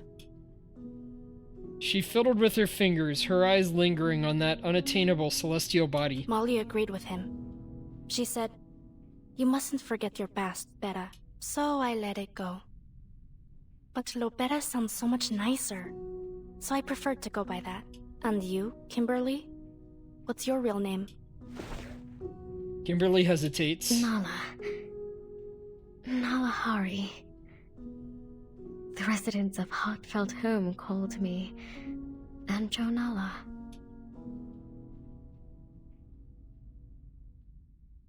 So she is really from here at one point.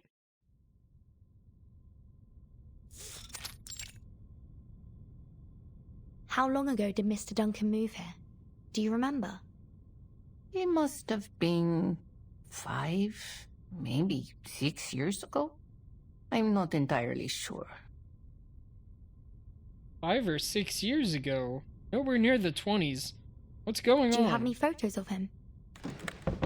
Mariana nods and pulls a photograph from the storage room. We do have one, but he's been gathering dust for years. Let me see. Here. This is him.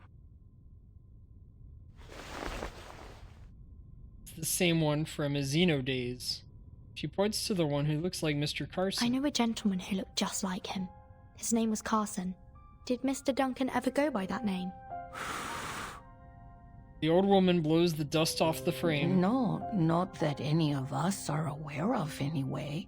And I've known him since I was a medic in the army. Back then, people called him Duncan the Dauntless, or the all-powerful Duncan. I never once heard Carson or anything of the like. Sorry I couldn't be of more help, minha querida.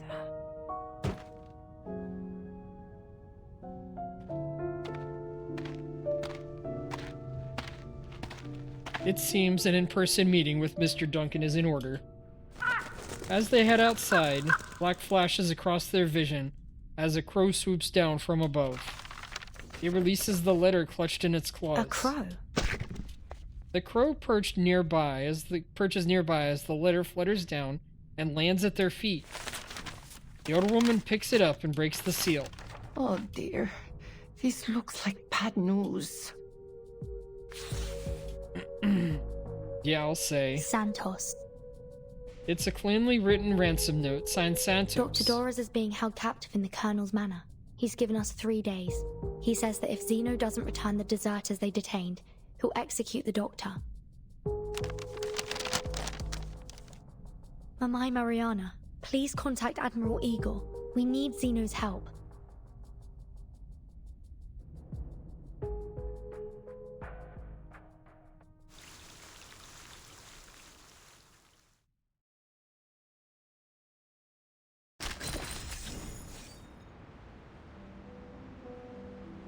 The sleepless man.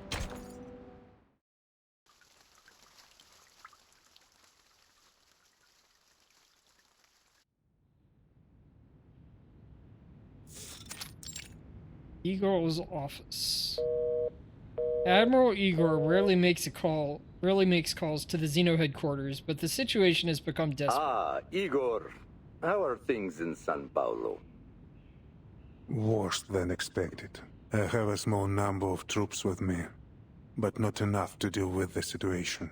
Things have gotten out of hand. At least one of the Apostles' Brotherhood leaders has pledged allegiance to the menace. Brotherhood. These new gangs just keep popping up, don't they? It's like cutting down sugarcane. Before you know it, another one's grown in its place. Carlos has been murdered by his own subordinates.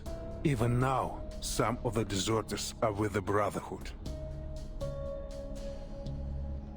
This news is met with a prolonged silence. Did you catch them?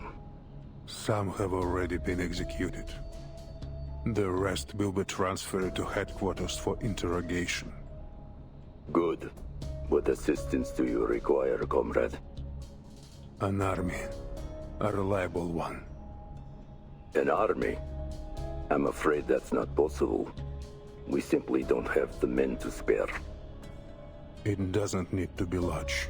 Just dispatch my Sentinel unit from Buenos Aires to São Paulo. A loyal army led by the children he raised himself, composed of orphans of war born into Xeno's cause. Or, at the very least, Saint-Remy. Ptolemy? Ah, one of your orphan children. That seems like a feasible solution. Yes. His parents died fighting for Xeno. All my children are loyal to a fault. Officer Carlos was shot in the head by one of his own men in this very office. I need soldiers I can trust. Ah, so the fearless Igor is afraid of death after all.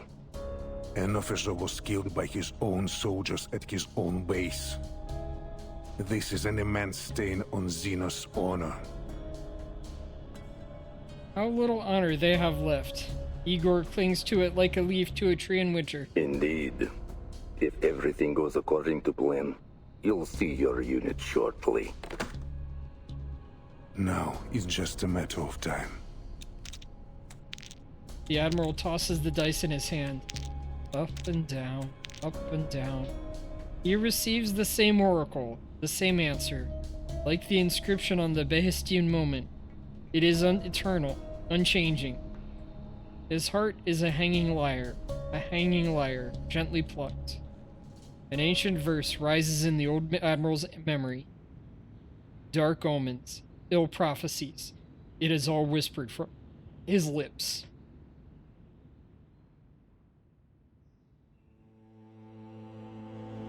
Я видел ястреба, что гнался за голубкой, и бога солнца, который туго натягивал свою золотую тетиву. Я наблюдал, как приветствовали деревянного коня на наших землях, и как из священного фонтана текла кровь птенцов.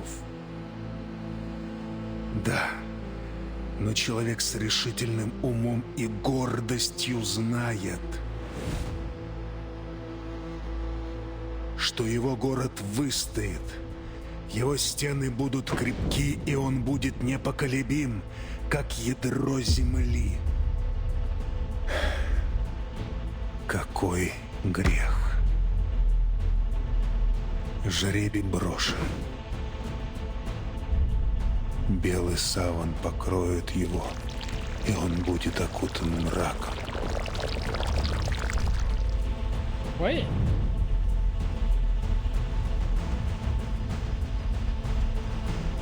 Это все для светлого будущего.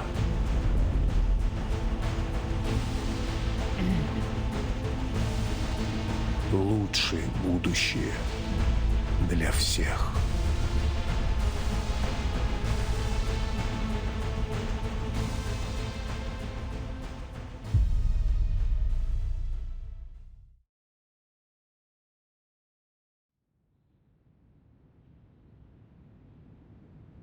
On this rain-soaked night, this is the only answer. Admiral. Come in. Yesterday, we received word from the Timekeeper that Dr. Torres has been abducted by the Apostles' Brotherhood. She should be coordinating with Lopera to set up a rescue operation as we speak. She breathes a sigh of relief. The doctor may have been abducted, but at least the Timekeeper is safe. Also, that girl who escaped, Kimberly, is with the Timekeeper. She claims that she was released. Just play along with your lie. There is no need to tell Lopera the truth. The Brotherhood has demanded that we exchange the detained deserters for the doctor. Forgive me for issuing instructions without your consent, but if we refuse or ignore them, I'm afraid They'll execute the doctor. He knows full well the way of these thugs. What arrangements did you make? Old dear tenses up a little, unsure of how her father will react to her decision. I told the Timekeeper that Xeno reinforcements would meet her at the veteran's residence. Since Lopera is familiar with the place, I also asked her to scout out the rendezvous location. And yes, I played along with Kimberly's lie. I assumed you would have done the same, Father. Very good. While the Admiral refused to talk to anyone last night, his daughter had been modeling her actions after him. Your squad will soon arrive. Take them to Lopera at the rendezvous point and bring the doctor back. A squad? The Admiral gazes out the window. He scans the barren fort, the weathered stone, and the vines slowly wearing away at the walls. How did this come to be? I have spoken with headquarters. All going well. Telemi and the unit will arrive soon. Muldeer's body relaxes a little, and a smile grows on her face. I see. I can hardly remember the last time we were all together.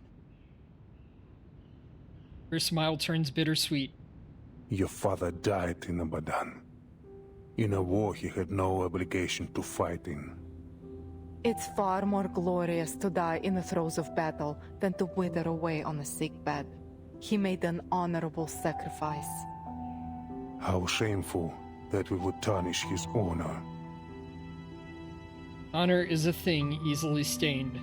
Let's begin with that young pilot, Lilia. Tell me, what do you think of her? She's well trained, experienced, a straight shooter, similar to Lopera in many ways. She's a true Slav, just like my brothers and sisters back home. Stubborn, loyal, brave, and unshakable as the frozen Siberian earth. I suppose she's luckier than Lopera, not destined to become a traitor like her. Lopera is still a child, really. The Admiral closes his eyes as he remembers those who fought beside him. So many lives have been lost.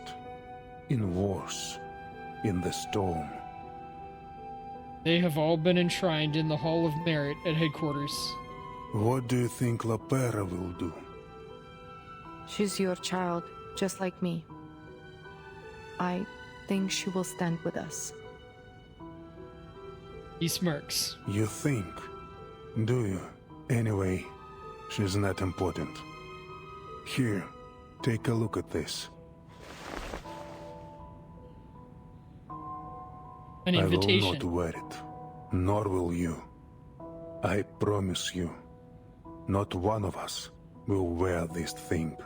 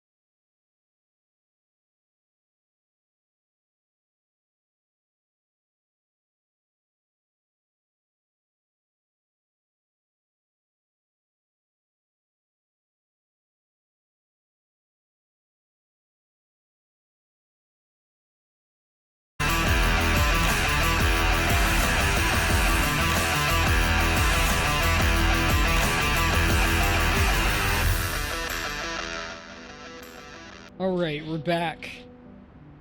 Gambling game's been set up in a place unfamiliar to you. Soon you'll be invited to join the table as well. Give me more details. You seem to have grown quite assertive. But remember this. As a newcomer to the table, you have no privilege to make demands or probe for information unless you're looking to be targeted and isolated. You have to lose a few rounds. Pay your entry fee. Only then can you start to learn the secrets of those at the table. The players' backgrounds, the dealers' habits, and the truth behind the highest stakes gambler. It's baffling to me. Why would anyone travel halfway across the world just to throw away their money? They're seeking victory. Or they're seeking salvation. I think victory. That was a rhetorical question. But thanks for answering. You're right. The allure of winning is irresistible, even in a game of chance. People blow on the dice, clutch a rabbit's foot, or murmur a prayer, foolishly believing they can sway the outcome. So, Lopera rolled a 1, guessing low, and then Igor rolled a ton of 1s as well. How deluded. It's pathetic. Nonetheless, it's a fair game. Oh, quite the opposite. The odds are rarely equal. Your opponents could have any number of advantages stuffed up their sleeves.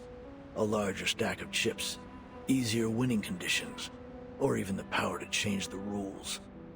Want a fair game? You've got to fight for it. By any means necessary.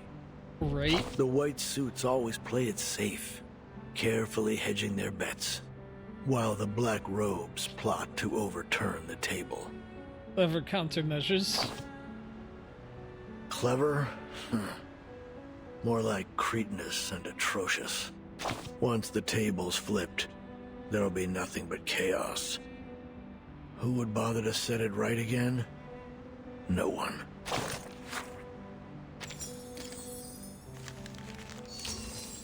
The Northern Falcon.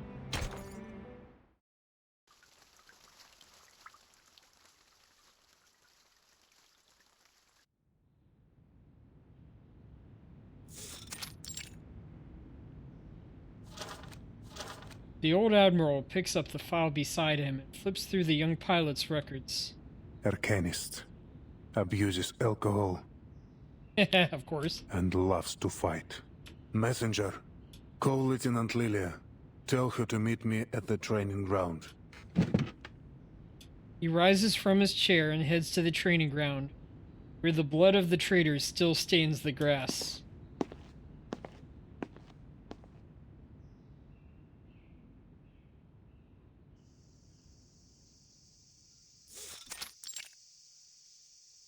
Back at the Xeno base, Lily approaches the Admiral, her flask clutched in her hand. How does it compare to the drink back home? The stuff saps your energy. Makes you feel sleepy. Just like this land. This place is always submerged in a half-dead stupor. Poverty, chaos. To them, the future feels farther away than the sun beating down from above. While the sun casts its light from above, many choose to dance in the darkness of the sewers. Tell me, Lieutenant, what do you think of the Foundation? Is this some kind of test? No. Just the curiosity of an old man. I often wonder how the younger generation views the organization. Well, unlike those Manus maniacs, the people at the Foundation are at least open to reason. Don't get me wrong, they're stubborn. But overall, I think they're good people. The Timekeeper's red-headed sidekick, for example. Soneto is too busy with administrative work to join the Timekeeper in Sao Paulo. She's a stickler for the rules, but it's so boring to follow all the regulations. That being said, it would probably be even worse without them. total chaos, actually. Anyway, at the end of the day, someone has to do the thankless jobs, and the people at the Foundation are the only ones willing to do them. A subtle hint of approval flickers in the Admiral's eyes. As the Foundation's most loyal partner, Xena has always been committed to creating a brighter future for both Arcanists and humans. That includes fighting Manus Vindicta, as well as any other conflicts and chaos in the world. In Sao Paulo, for example, Xeno maintains the city's fragile peace in its own unique way. Uh-huh, it's a mindless gun. The Foundation points, and Xeno shoots. Precisely. Countless soldiers have perished in the storm, and they've all been deemed necessary sacrifices. I have to tell you, I don't like Xeno's role in all this. Neither do I. But an order's an order, even if it sends your soldiers to die meaningless deaths against an enemy they couldn't possibly defeat. Still, we march on without hesitation, pushing our weary bodies deeper into the storm. But how much longer can Xena keep going, Lieutenant? How long until our knees buckle and we fall to the ground? I don't know, and I don't care. She takes another swig of sweet liquor. Sweet as the oblivion of a dream. Arcana isn't dead. We detected life signs after the explosion of the vacuum bomb. That's impossible. Yes, it is impossible. It would take a miracle for her to survive. Do you believe in miracles, Lieutenant? I'd sooner believe the ramblings of a drunkard. That may be the case, but when a miracle worker appears, there will always be people who follow them, like sheep follow a shepherd. So, when the desertion incident occurred, I wasn't surprised. I was infuriated, however. Not because they abandoned Xena, but because they murdered their own officer. Damn traitors. Back before the first storm, human and Arcanius troops got along well. We set aside our origins and united under a common banner. Our bloodlines meant nothing next to our bond as comrades in arms. But the storm changed everything.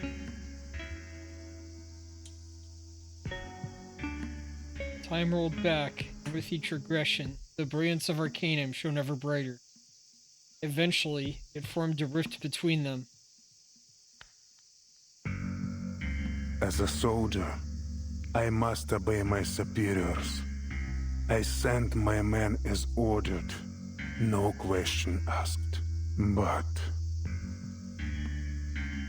Igor looked hesitant. Does it really make no difference if the place they die a martyr's death isn't a battlefield?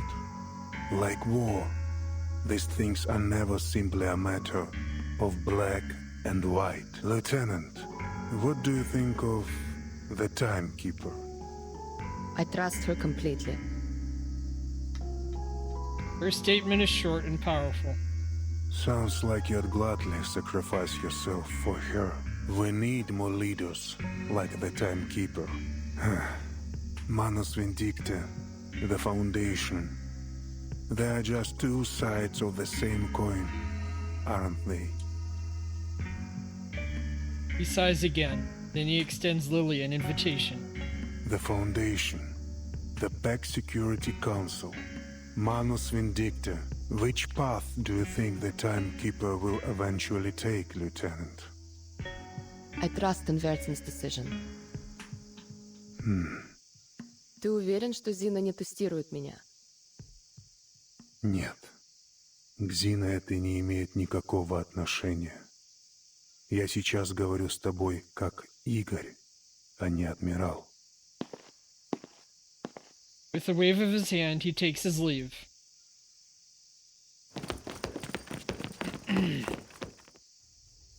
As he vanishes under the shadow of the colonnade, soldiers rush into the training ground. They surround Lilia, their guns pointed firmly at her. What's going on? Lieutenant Lilia, you are under arrest for the assault on Admiral Igor. A lie that makes Moldir's ears turn red with shame. Assault? A crime for which no evidence need be provided. Oh, I get it. She grips her trusty red 38. After what happened in Texas, it hasn't left her side. Stand down and surrender, Lieutenant. Lilia downs the contents of her flask. Even the booze here taste lame. Come on then. You're not taking me down without a fight. Soldiers, fire!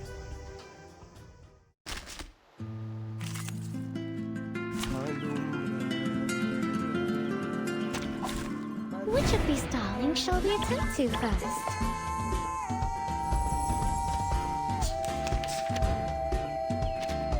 Huh.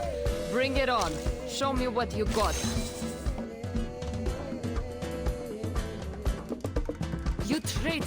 I never intended things to turn out this way. Surrender now, Lieutenant. Me? Surrender to you? You'll be the one who's surrendering. If I even give you the chance. Come on, soldiers. What a shame.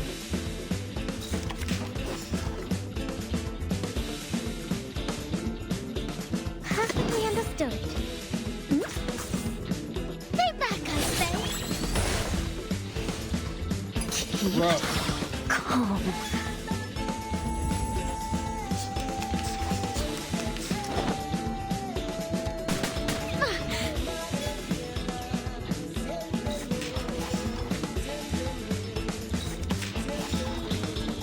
That's it. 3, 2, 1, down.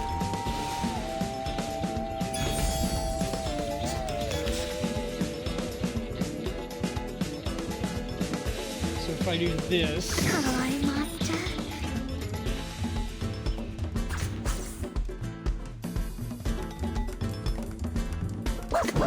wonder what happens. Alright.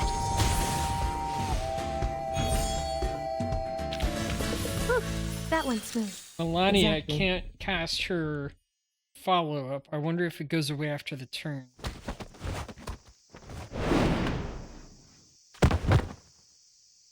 It's useless. There are far too many of them for Lilia to escape. There is no use resisting, Lieutenant. Disarmed, Lilia is forced to her knees, and her hands are bound behind her back. Tell me, what's Igor planning?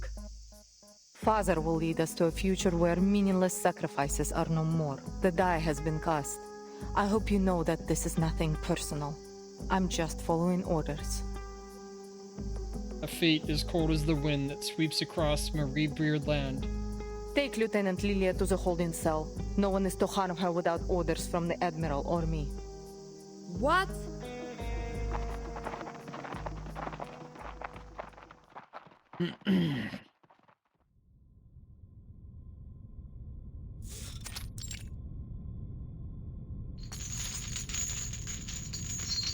We are traitors to Zeno now, Lieutenant. Though these words disgust her, she forces I am them loyal out. only to my father. It's a pity, really. I would have liked to work with you in the future. The shackled pilot stares furiously at Moldir's dark silhouette. How long has he been planning this? Ever since the preacher gave father a gift and the path to a brighter future. Live or die, Lieutenant. I will never betray my family.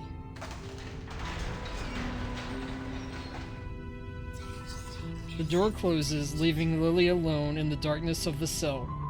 Moldir issues a few instructions to the guard before handing him the key.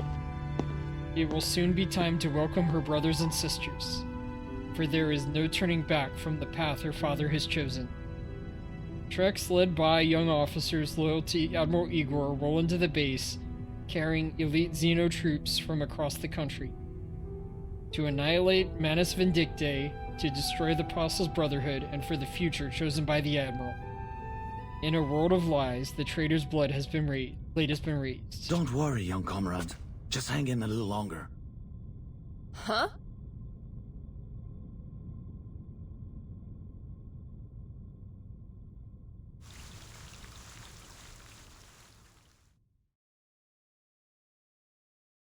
I think that was a good spot to stop. 12:07.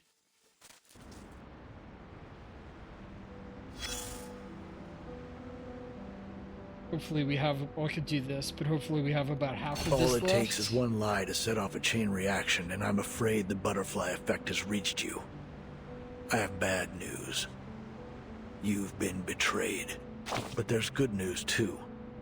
A certain flight lieutenant appears to be more loyal to you than the organization she swore to serve. Who's the traitor? You know him. Yet, as a leader, he must remain unyielding in both body and mind.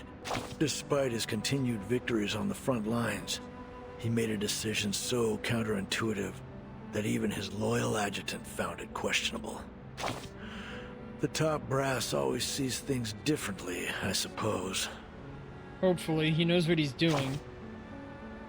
Don't get your hopes up.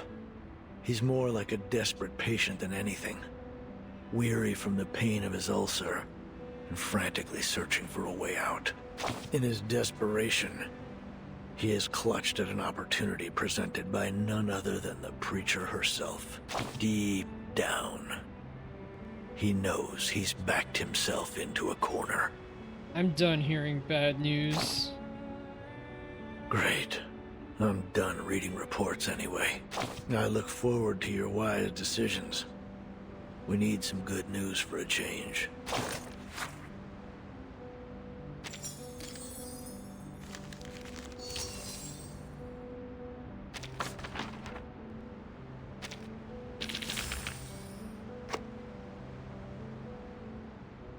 Alright, it goes up to 21. I'm more than halfway there, but I'll continue this later.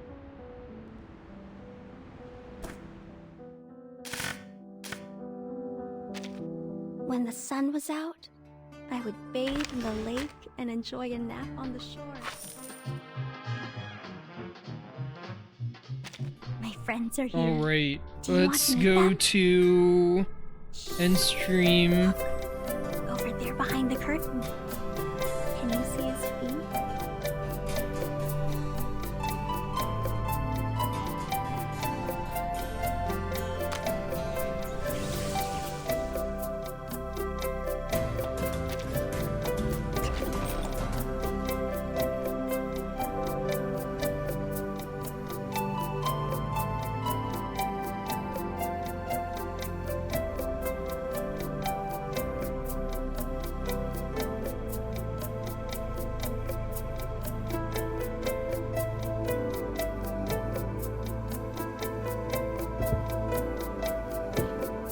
Trick or sweets?